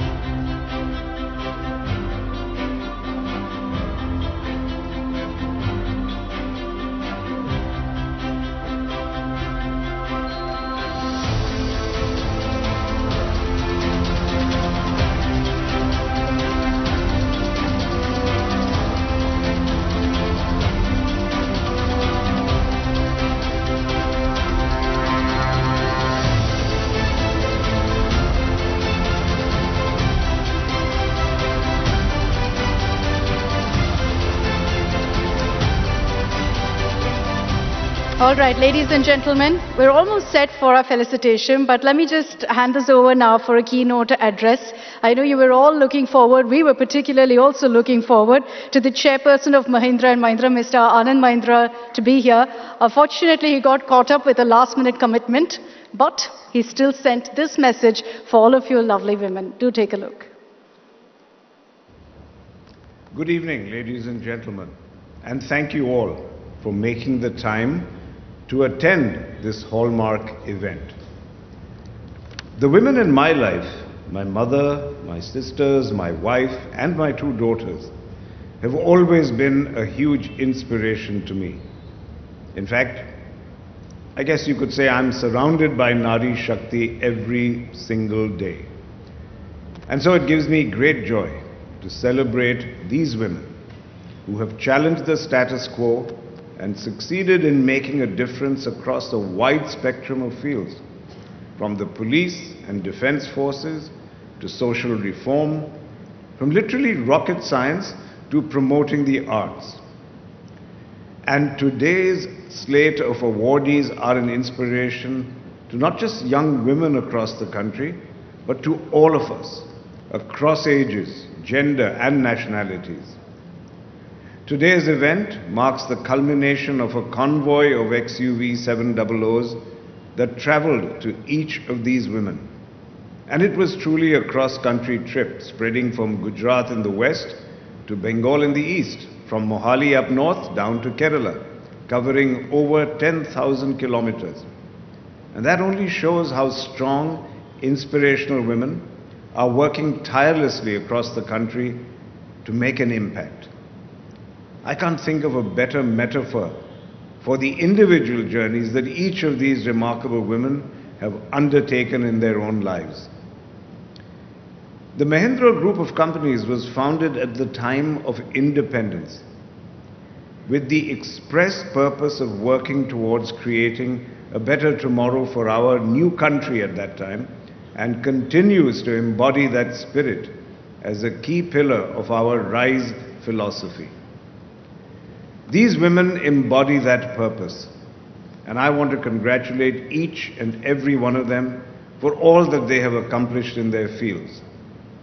These brilliant individuals today serve as a reminder to all of us about what can be achieved with dedication and a willingness to challenge social norms, all for the benefit of a worthy cause.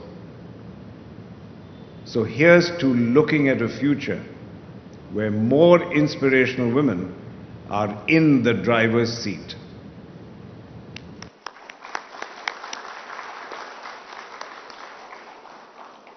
What a lovely message from Mr. Anand Mahindra about having more women in the driver's seat.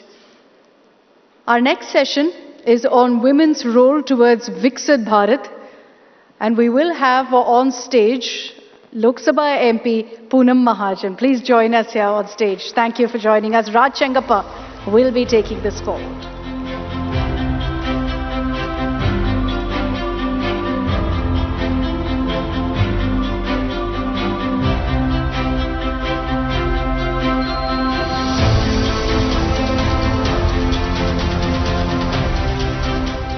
Ladies and gentlemen, now for the grand finale, and who better than Poonam Mahajan, two-time MP from Mumbai North Central. This is your land that we're sitting in.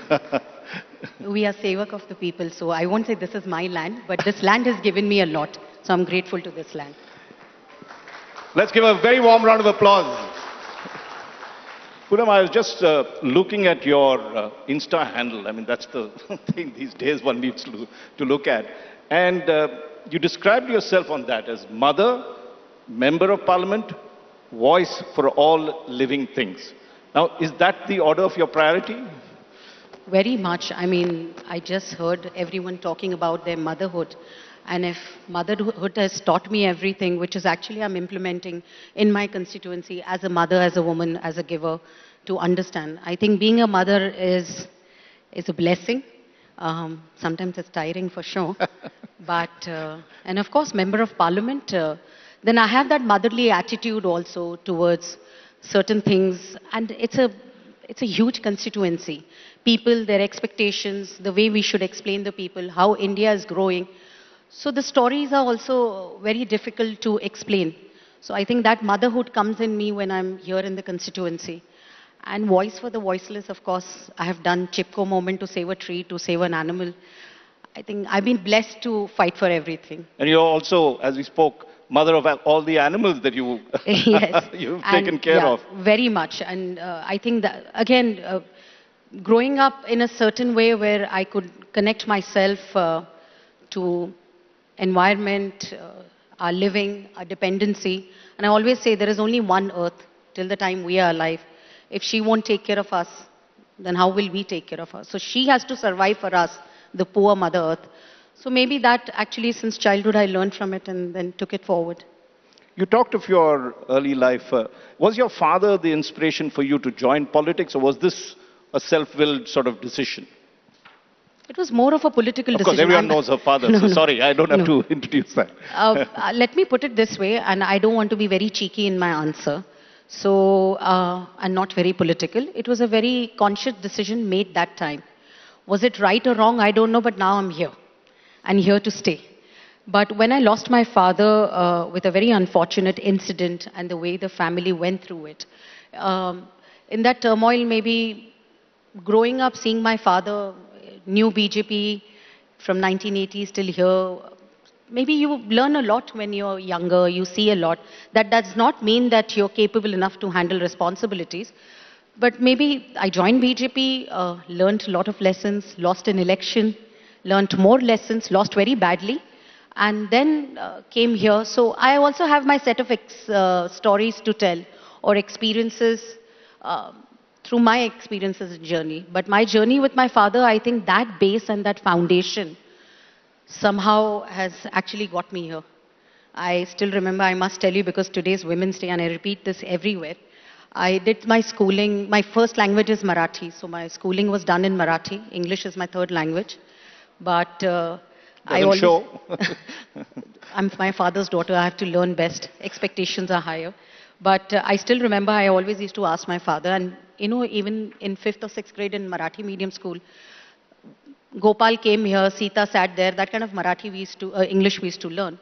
And once I asked my father, and as being a Marathi medium student, English is a funny language for us at that time, I asked him, Baba, what is he and she? So he said, he is a Purush and she is a Mahila. I said, but why it's H-E and S-H-E? He said, because H-E is a male and S-H-E is a female. I said, लेकिन वो H-E के पहले S क्यों लगता है? He said, beta, he is a man, but superior to he is a woman that is called she. Wow. I did not understand in my 5th grade. I thought my father just giving me a bhashan, how he give it to people. But when I'm working here, and I see everybody's stories here, this is the superior to he, which is making the strength of this nation. And I'm really proud and honored to be here. We acknowledge that. But what did women in politics, let's talk about that. How difficult is it? How different is it than being a man in politics? You've seen your father in politics. What's the difference? I do not actually define gender when I was in politics. I never felt that I am the woman who's breaking the glass ceiling. I actually looked at the glass ceiling as a clear sky. It depends on your thought process, how you're brought up. And I always make a joke that my brother knew how to cook, but I did not know how to cook. My father and my mother, as ma'am was saying, ki raat mein ghar jaldi aana, nothing. I mean, there was always a safety for both of us and always a freedom for both of us. Maybe that upbringing has never made me realize that, oh, I'm a woman and I'm, of course, special because I'm my father's daughter and a little guriya for the father. But when I came into politics, I think I took it as any other profession. Difficulties, I think women from corporate world to politics to anywhere, even being a police officer or an INS officer, faces the same difficulty how we do it in politics. It's just up to us how our thought process works on it. जब मैंने सोचा ही नहीं कि मैं मर्दों के साथ लड़ रही हूँ, मैं सिर्फ अपने colleague के साथ competition कर रही हूँ. So I always look at it more positively because I was brought up like that. You know, it depends on a woman also. She can tell her story strongly through words. But if she always plays being only vulnerable, but through vulnerability, her strength is so important to be seen. So I took the different path. I had my vulnerability, I had my weaknesses, I had my suffering, but that's not a story to tell. What is the story to tell? That this woman achieved it. So that's the only story I'm working on. Now we don't have to tell our stories. All of us go through the same thing. Maike mein ye hua, sasural mein wo hua. We defied, someone touched us, something happened. I mean, mostly everyone has suffered that from childhood till now. But now it's stories about only achievements. Thinking more positively and taking it forward. Maybe I think that way. So it's easier to tell our daughters, okay, fine, every time the suffering is not to be seen, the success is to be seen. So they also think positively towards it. And especially tell your boys, that's very important. Now you're also a mother of 2 children. Yes, very much, a teenager, imagine. And the fact is that politics is a very demanding profession. And normally, most of this, all the deals happen in the night. And for whatever I'm not reason, part of the deals as yet. When a woman takes over, she'll wake up everyone early in the morning then. How did you change your way? Because you did have to, you know, keep the balance, right? So what did you do? How did you change the way you're dealing in politics? So change nothing. Okay. It's quite interesting. And luckily, I've seen my father while growing up. I heard a lot of my colleagues saying, "Samay nahi milta, samay nahi milta." So I've realized जो ज़्यादा बोलता है ना मुझे समय नहीं मिलता उसके पास बड़ा समय होता है ये बोलने के लिए कि समय नहीं मिलता लेकिन टाइम टेबल बनाने का समय नहीं होता. You need to prioritize certain things in life and decide what you want to do even in a day. My father never missed our birthdays. I mean, he was the most important policy maker, politician of India. BJP was growing at that time. But I have never remembered, oh, my father did not come to cake cutting at 7:30 and I'm waiting for him for 2 days. No. So it's all about how do you manage your life? How do you prioritize things? And I'm seriously telling you, yeah, some days are very difficult, but maybe I prioritize it pretty well. That's why I never feel ki dikkat hai. And my children also understand sometimes, and I make it, and for a mother it's more expectation than a father. So I make up the time in that manner. But it's all about timetable. This talking about samay nahi hai, samay nahi hai, samay nahi hai. I think it's more of a just show off than saying samay hai. So samay nikalna padta hai, samay hota to nahi kisi ke liye. And in your constituency, for instance, have you changed the timings and made sure that you're doing a lot of the things in the mornings rather than late nights where people generally hang about in houses? Or So actually in politics is actually a second profession and second entertainment for everyone in this country. It's not wrong. We discuss politics because policy makers are actually deciding the fate of this country. So it's not wrong to discuss that. But interestingly, I saw this when I became member of parliament. I saw this trend where because male politicians don't have to go back home or certain way, they are papa to aate hi nahi 2 din type. Male politicians have a certain time. People will ask कि हम तो अभी दिन भर काम कर रहे हैं, हमारा आपसे काम है, लेकिन will come after 8 p.m. when we are done with our work. Right. I said, sir, you're expecting from a policy maker a certain work. I also have my working hours. If it's an emergency, I'm there 24/7. My phone is on for you. I think that took a little time for male colleagues to understand that. But एक बार औरत भिड़ जाती तो भिड़ ही जाती है. Now my office is properly on time. जिसका काम है वो 11 बजे बराबर से पहुंच जाता है और काम भी होता है. So this बैठ के चर्चा करना ये वो it doesn't work that way. So we made it more professionalized. And again, I saw my father growing up working on that way. It's just how much you plan your things and be assertive about it. Yeah, it's difficult for a woman because she looks rude when she's assertive. But I managed it. Till now, it's quite managed. what is politics? I mean, you've been now 2 terms a member of parliament. Yes. How much have you changed in these 2 terms? What have you learned from these 2 terms? Patience. I mean, when I was new in politics, I used to go to certain leaders, ki, mujhe ye kaam dijiye, I'm excited, I would like to do this. You have this Javani ka Josh to, I'm still young and bright, but still that Javani ka Josh get into it. And every time, every leader, and I've met so many people, they'll say, you're young, bahut samay hai tumhare paas. And for a young politician, it really frustrates you. And the same thing nowadays I'm telling to the younger lot also. But it takes time. And in these 10 years, I've learned a lot of patience. Try to evolve myself. How do I present myself? How to be more available and more impactful. Like when I see Mr. Mahindra, I always find him such a wonderful... See, philanthropy in India is a very wandering subject. But he makes an impact. So even as a member of parliament, what are my priorities? What I'm going to do next month? What I'm going to do in 3 months? I prioritize that. So I've learned that. I made lots of mistakes. Terrible mistakes, but I worked on it. I worked on myself. Anyone that you sort of, since we're all opening our hearts out.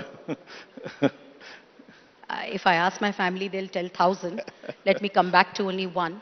So, very silly. It's not even a mistake. It's just how you evolve yourself. I was just telling you backstage that a woman, when she's straight to tell someone, she's assertive. No, she's arrogant. Now, I've just realized I just have to talk to someone. Even men should do that. It really helps in public work and public life, which is actually a total human resource. If I think the work is not happening or samne wale ko samajh nahi aa raha hai, so I try to tell him, ye nahi hoga. This is not the way it should be done. This is the way it should be done.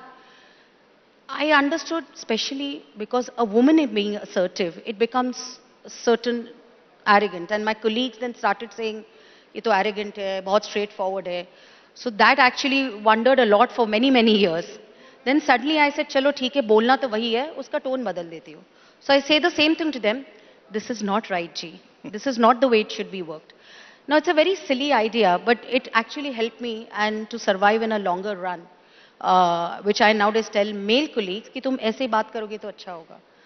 Many mistakes. My election was a losing election in 2009. I did not know how to speak. And I suddenly realized, oh, I'm someone's daughter, it's easy for me. But thank God I lost that election. Then I realized मैं कौन हूँ. And I'm very happy. I think everything, especially my defeats, have only taught me how to succeed in coming times. So I'm thankful for that. I'm really thankful. What is the change you think women bring to politics? So after many, many years, we, even in BJP, had few female politicians and leaders, very impactful. Congress had certain families holding the leadership, taking it forward, not making it political. But when we see a first-time finance minister in 75 years of India's history, full-time woman finance minister, कि देश की तिजोरी की चाबी किसी को दी है, that really changes the scenario. A defense minister, full-time, first-time woman defense minister, maximum MPs. You know, it just shows how it's changing in a different times. What I was trying to get at is, what is that element that women bring to politics that men haven't done? Sir, loyalty. I think women have innate quality of loyalty so well. I mean, loyalty is the only thing women have it. Second is ethics. So you see, I mean, when I was watching ma'am, she knew it, कि क्या करना है मुझे और मुझे कैसे करना है. Whatever difficulties, I follow my ethics. I mean, in politics, you can see women with their ethics, and I have no question to men with their ethics, whichever politician you look up to. But loyalty and ethics, and that, you know, they bring that emotion to the subject. Because at the end, I always tell everyone, we are the human resource. हमारा business ही human resource है. लोग क्या सोचते हैं, उनका क्या कर, like in corporate, human resources are very difficult. It's a political section of corporates also. So that is our job. What a person feeling inside his heart, what kind of impact we can make it to make his life better. I think loyalty and ethics, and that woman's touch of emotion, that makes the difference, sir. And I see it. And of course, now we keep the toilets also clean. So that's also very important. In Parliament, I had a lot of time. I was fighting to, so then all of us women got together, and we bring that. We Clean bring and that green change. as well. Green. Yes, absolutely. We bring that, and we bring colors also. And very particularly beautiful saris as well. and you actually led a full sari parade, I'm told. Yeah, sari walkathon. And thousands of women came to BKC, 5 in the morning, dressed up beautifully. And we discussed about women's health. And we always discuss through your culture, your parampara, through your saris, that self-care and self-health, taking care of yourself, is not a sin. And I think Indian women emotionally always have this attitude of giving. But till the time you're not mentally and physically fit, how much can you give? So I think we are pushing for that, and Honorable Prime Minister always spoke about women-led development, how women should be empowered, getting women in combat, getting women to, you know, come in the main dhara of Jan Dhan Yojana. You can see that sea of change in that impact with women, that empowerment and confidence in women. So that I see it, and it's quite interesting. It makes me happy to see that in coming years. Out of time, but I'm just going to ask you one more thing, which is, what would your advice be to young women who are getting into politics or doing anything? What have you learned, and what would be the 3 or 4 things you'd tell them? So first of all, advice to women politicians, that, let me place it this way, I always tell my women colleagues, because when I was heading the youth wing, we had very few women colleagues with us, because we had the Mahila Morcha in BJP. But I said, युवा पुरुष नहीं होता, युवा पुरुष और महिला होती है, युवक और युवती होती है. So I made that change, that in my youth wing, I need more and more girls with me. And now they are speaking on TV as spokesperson, they are contesting elections, and it makes me happy. But for women, I want to say a woman leader can only go ahead when she empowers another woman. That's very, very important. What is happening watching some serial Hindi dramas, we always see there is always an uncomfortability with women in themselves. Somewhere I see that in politics also, and I feel it's not their fault. I explain it like, this is the political world, and these many men are there. So it just collides well. They have space for everyone. And this is the small entry world for women politicians, and so many talented women are there. So, of course, there is a less space. So we need to space it out. We need to help each other. And I tell everyone, my office is 70% women. Till the time I don't make an impact, I don't show that I'm supporting women to come forward, it's not going to work out. So my interns are women who work with me, everybody, and all are women. I mean, we have less men. And it doesn't mean that I'm fighting for a feminist agenda. I'm trying to balance the gender, where we need to empower to balance the gender. So women politicians, I'm always there to support. Again, you bring honesty in work, you bring ethics in work, and we need more and more women politicians in India, and we have it. And once we get 33% reservation by next 5 years, we'll see more and more amazing leaders coming out and leading this country. One final personal question.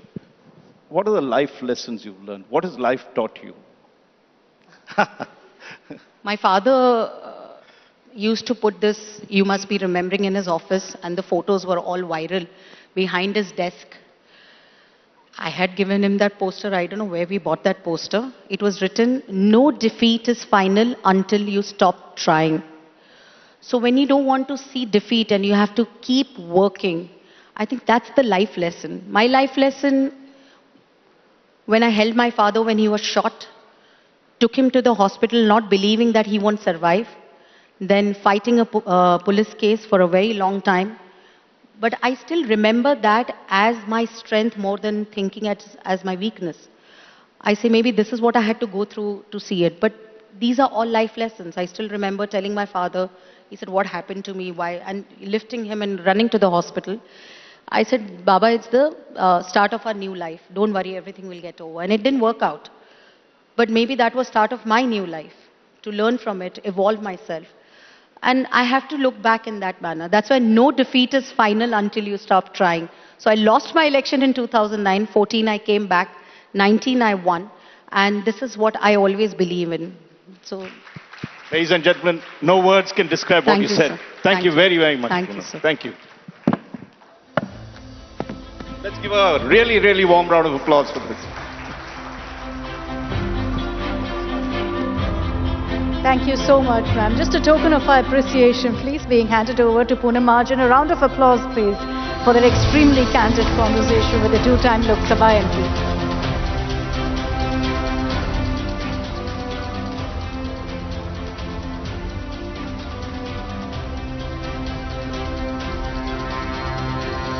We'll just have you join us back in a few moments as we clear the stage and get set for the felicitation. No.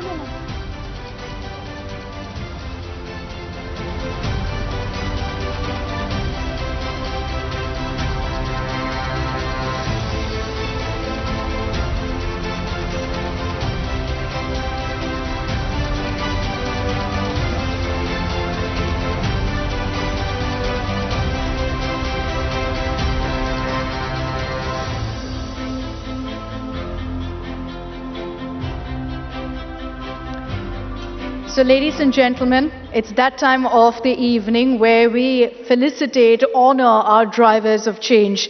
India Today correspondents panned across India to discover not so well-known individuals who are making a difference on their own and the lives of others all around. We researched the stories and we ensured it goes beyond the rhetoric of the usual faces that you see. Once these personalities were shortlisted, the editors of India Today and Auto Today magazine debated their names, debated their contributions, and finally we arrived at an exhaustive list of achievers who give hope for a vibrant and a progressive India of tomorrow. These are our drivers of change. Can I invite on stage back Poonam Mahajan, Raj Chengappa, Gulpanag, and Neha Anand as well. Can we also invite on stage Rohit Thakur, CHRO of Mahindra Auto and Farm.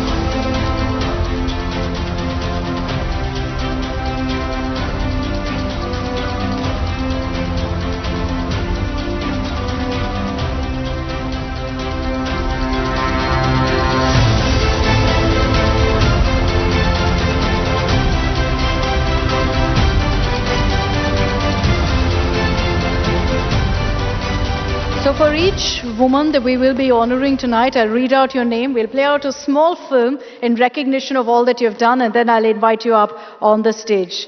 Our first driver of change is Anukriti Sharma, Additional SP of Sambal.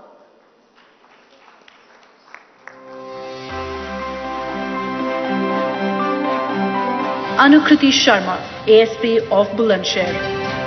From NASA to IPS, Anukriti Sharma overcame all challenges to write her own success story. We are transforming the police from force to service. She's a role model for all those women who have the passion to serve their country.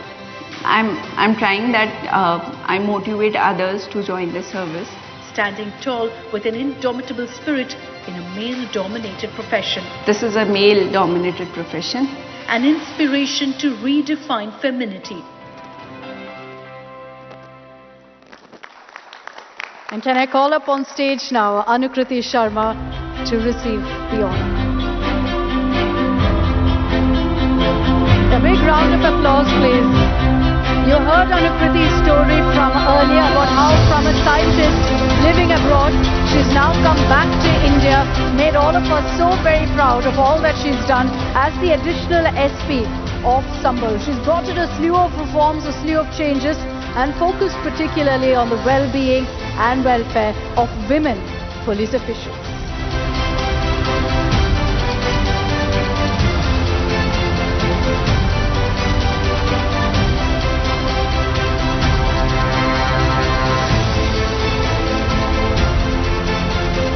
Many congratulations, Anukriti. Our next driver of change is Saskia Rao Dehas.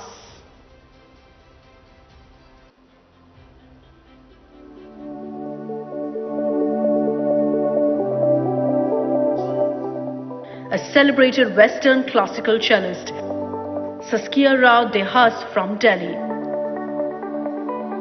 Saskia Rao Dehas adapted the cello to Indian classical music. Through her specially designed music curriculum, she is bringing classical music in the lives of children.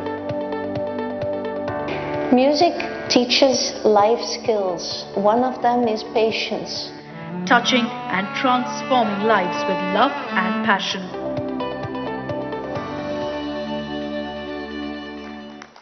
Ladies and gentlemen, put your hands together, please, for Saskia Rao Dehas. A cello maestro, we had the honor of listening to her earlier today and was no doubt one of the highlights of this evening's event as well.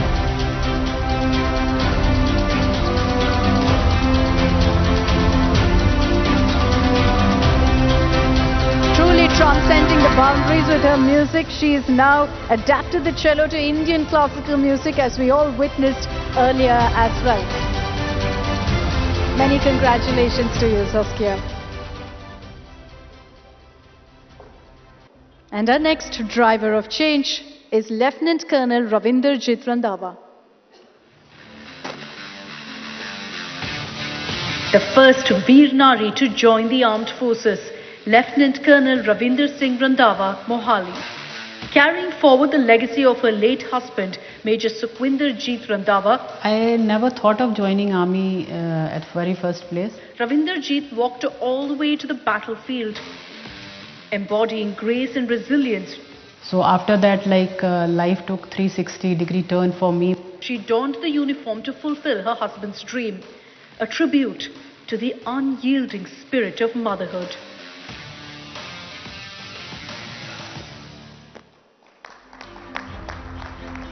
Put your hands together, ladies and gentlemen, as we invite on stage Lieutenant Colonel Ravinderjit Randhawa.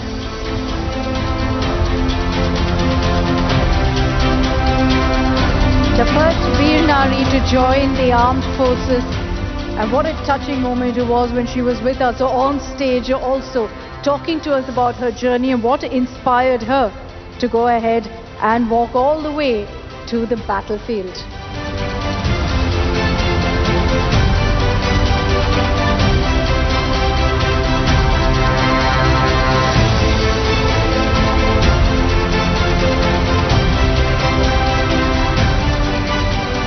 Congratulations, ma'am. Congratulations, Colonel.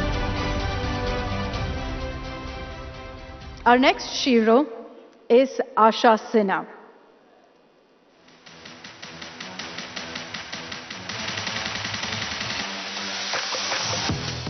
Asha Sinha, former DGP, Jharkhand Police.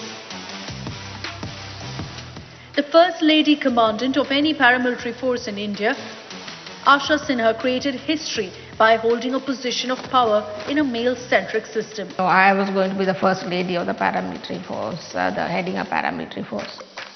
In all her endeavors, she strived to bring change and progress for women in civil services. Women are needed in the police. Leading by example to inspire and ignite.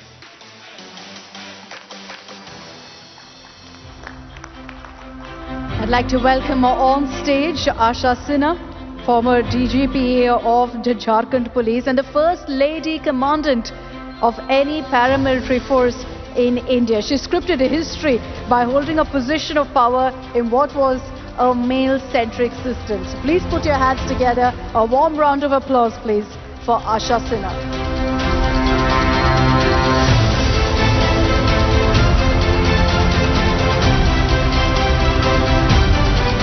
A veteran police officer, no doubt, has paved the way for so many more women to join the Indian police ranks today.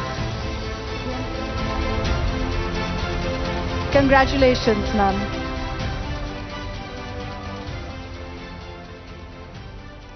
And up next, our next driver of change is wildlife conservationist Sonia Jabbar.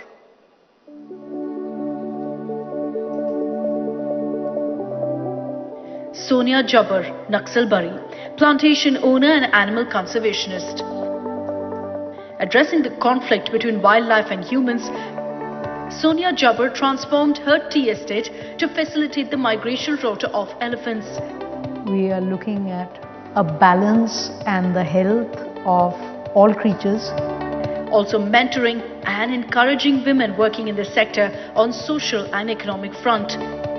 Usually you have gangs of women who are supervised by male supervisors. So here we have Sardarnis, we don't have just Sardar. So protecting, preserving and nurturing.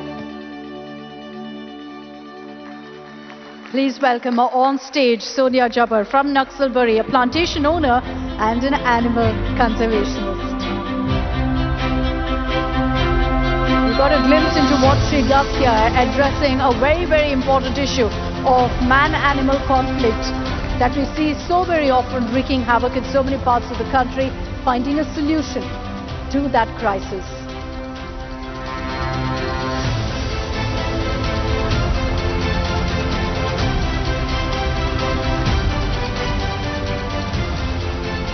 Sonia Jabbar, ladies and gentlemen, protecting, preserving and nurturing. A big round of applause.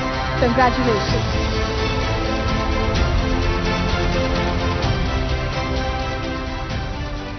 Now our next driver of change is Swapna Burman, an Asian Games winner.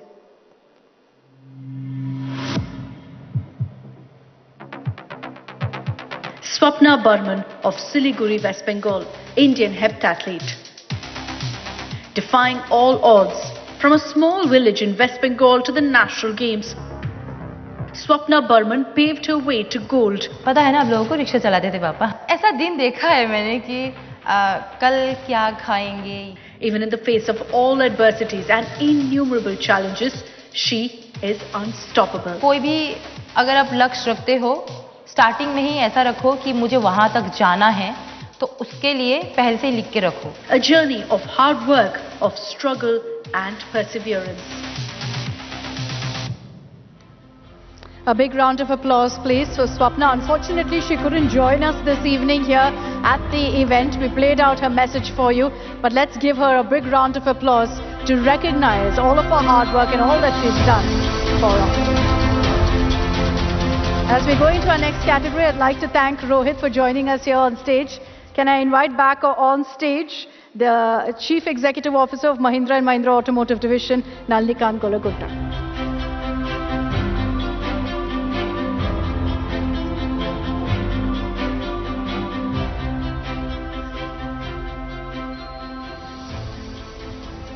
Our next driver of change is Dr. Seema Rao, Special Forces Trainer.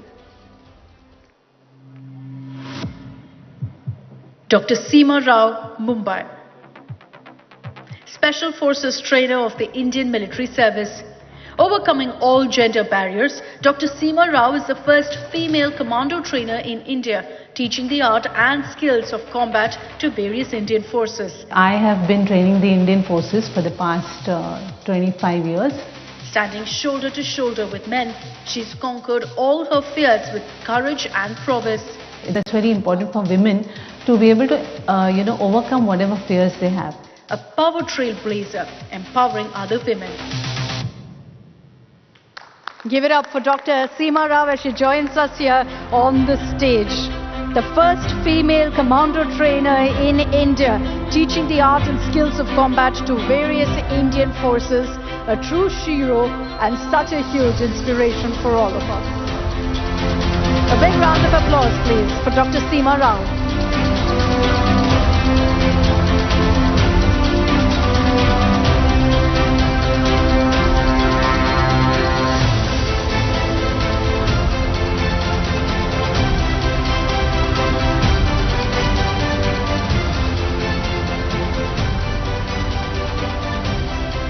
Thank you very much, Dr. Rao, and congratulations to you.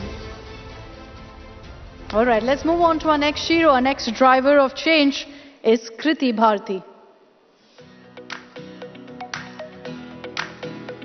A crusader against child marriage, Kriti Bharti, children's rights activist from Jodhpur. Kriti Bharti walks on the difficult path मुझे बाल विवाह को जड़ से उखाड़ने के रूप में जाना जाता है of breaking the status quo in a conservative societal setup. 40,000 लोगों को बाल विवाह नहीं करने की शपथ दिलवा चुके हैं. She's dedicated herself to the cause of establishing a society free from violence, abuse and exploitation against children and women. 21,000 महिलाओं को हम पुनर्वासित कर चुके हैं.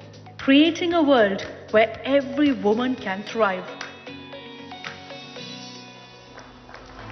Kriti, can we have you up here on stage as well? Kriti Bharti, ladies and gentlemen, a children's rights activist that has truly done so much to change the face and to change the lives of countless children in the country. Please put your hands together as she's honored as a driver of change.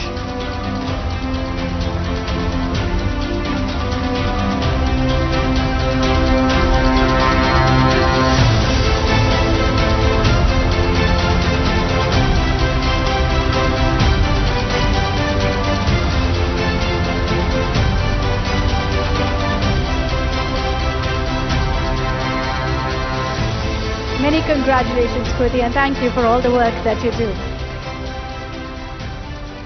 Our next driver of change, who you heard in her passionate speech also in the session that just went by, is Tejdeep Kaur Menon.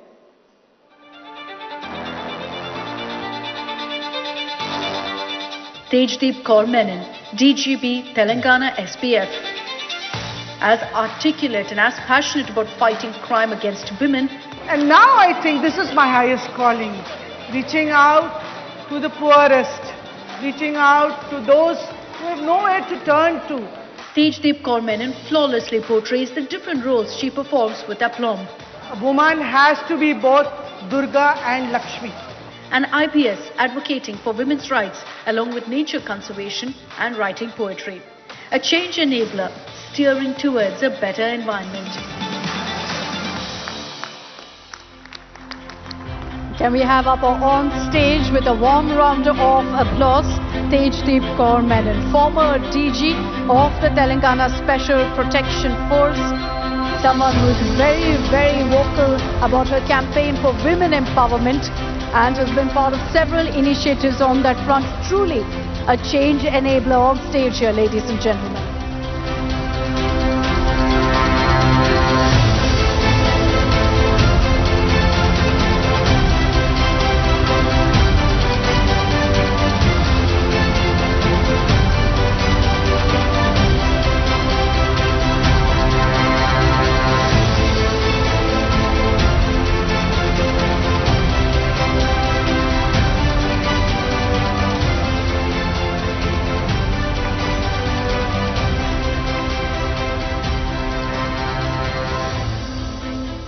Congratulations, ma'am, and well deserved, truly.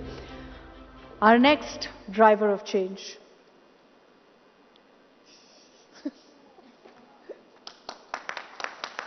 Congratulations. Our next driver of change is Mittal Patel. Driven by the apathy towards the tribal communities, Mittal Patel, social activist from Ahmedabad. Mittal is thriving for giving an identity to the nomadic tribes in India. आज़ाद भारत के बाद किसी ने इनके problems को address ही नहीं किया. She envisions empowering these communities socially, economically and politically. अगर मैं अपने लाइफ में इनके लिए कुछ कर पाती हूँ तो मेरी लाइफ का वो सबसे बड़ा मतलब मकसद होता है वो फुलफिल होगा. Fired with the power to change the world. Put your hands together as Mittal Patel, social activist from Ahmedabad, joins us here on stage.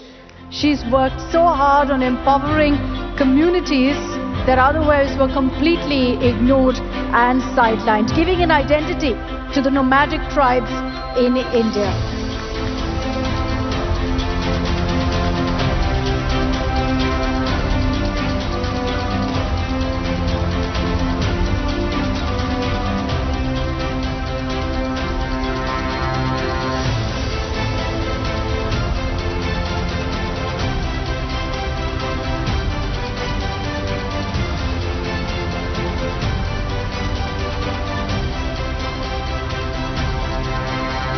Congratulations and so well deserved, Mittal.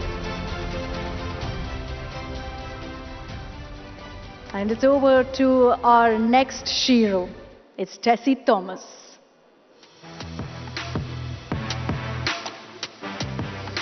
Tessie Thomas, Indian scientist and Director General of Aeronautical Systems, DRDO.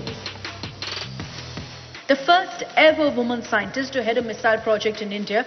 I got the opportunity to apply for the ME guided missile program which was DRDO sponsored. Tessie Thomas showcases her journey of pursuing dreams with grit and determination. An inspiration for women in the field of science and technology. Science has no gender. Breaking the barriers and reaching for the sky. And please welcome on stage Tessie Thomas, Indian scientist, Director General of Aeronautical Systems and the former project director for Agni-4. As she puts it very, very well, science has no gender.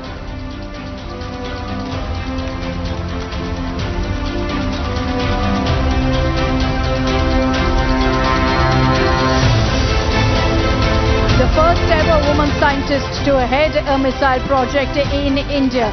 An inspiration for so many of us, for so many young girls in the field of science and technology.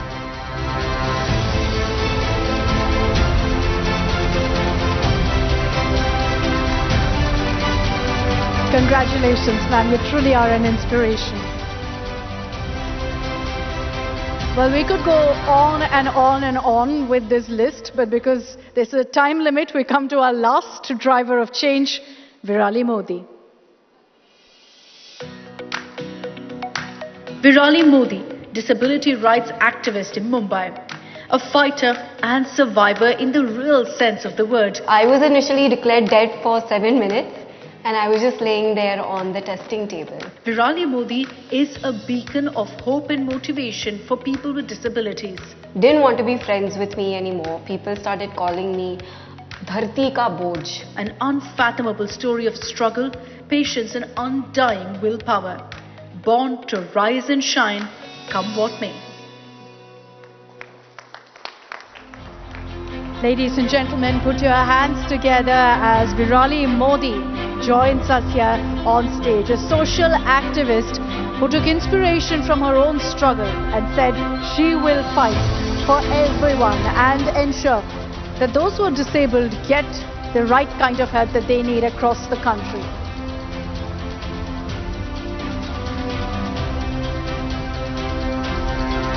Put your hands together, ladies and gentlemen, a fighter and a survivor in the real sense of the word.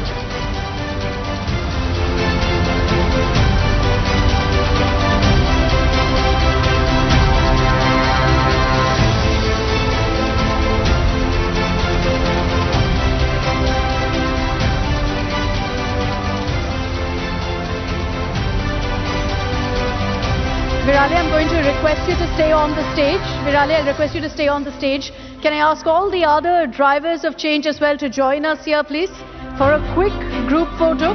If you can bring your awards with you as well, then we can ensure that we get that photo right. Rohit, can I have you back? Gul, can I have you back on stage, please?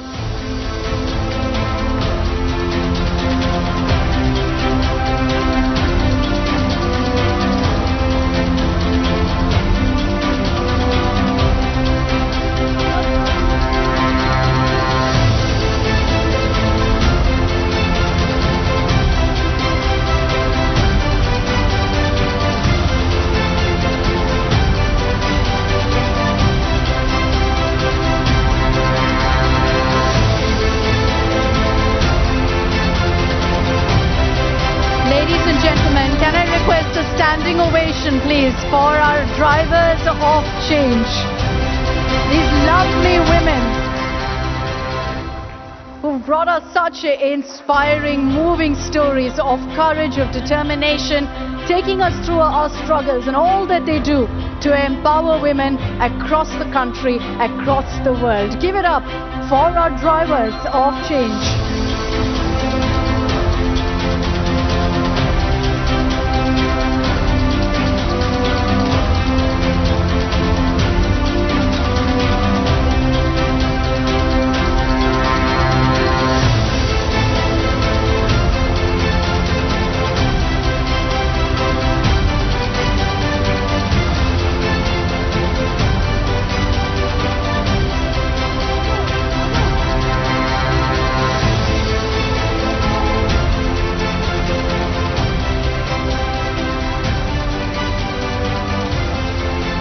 Anukriti, come. Asha ma'am. On behalf of all the sheroes, we thank Mahindra Rice, we thank India Today. And lastly, we thank all the women who made us who we are. Thank you.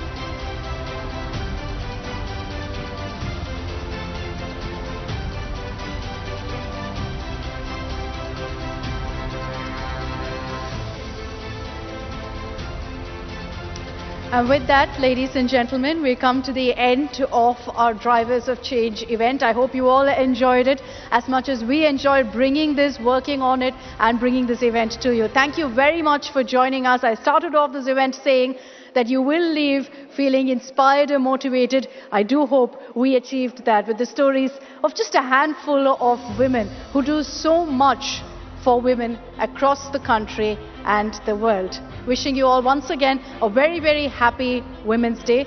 Dinner is served. Do join us. Good night.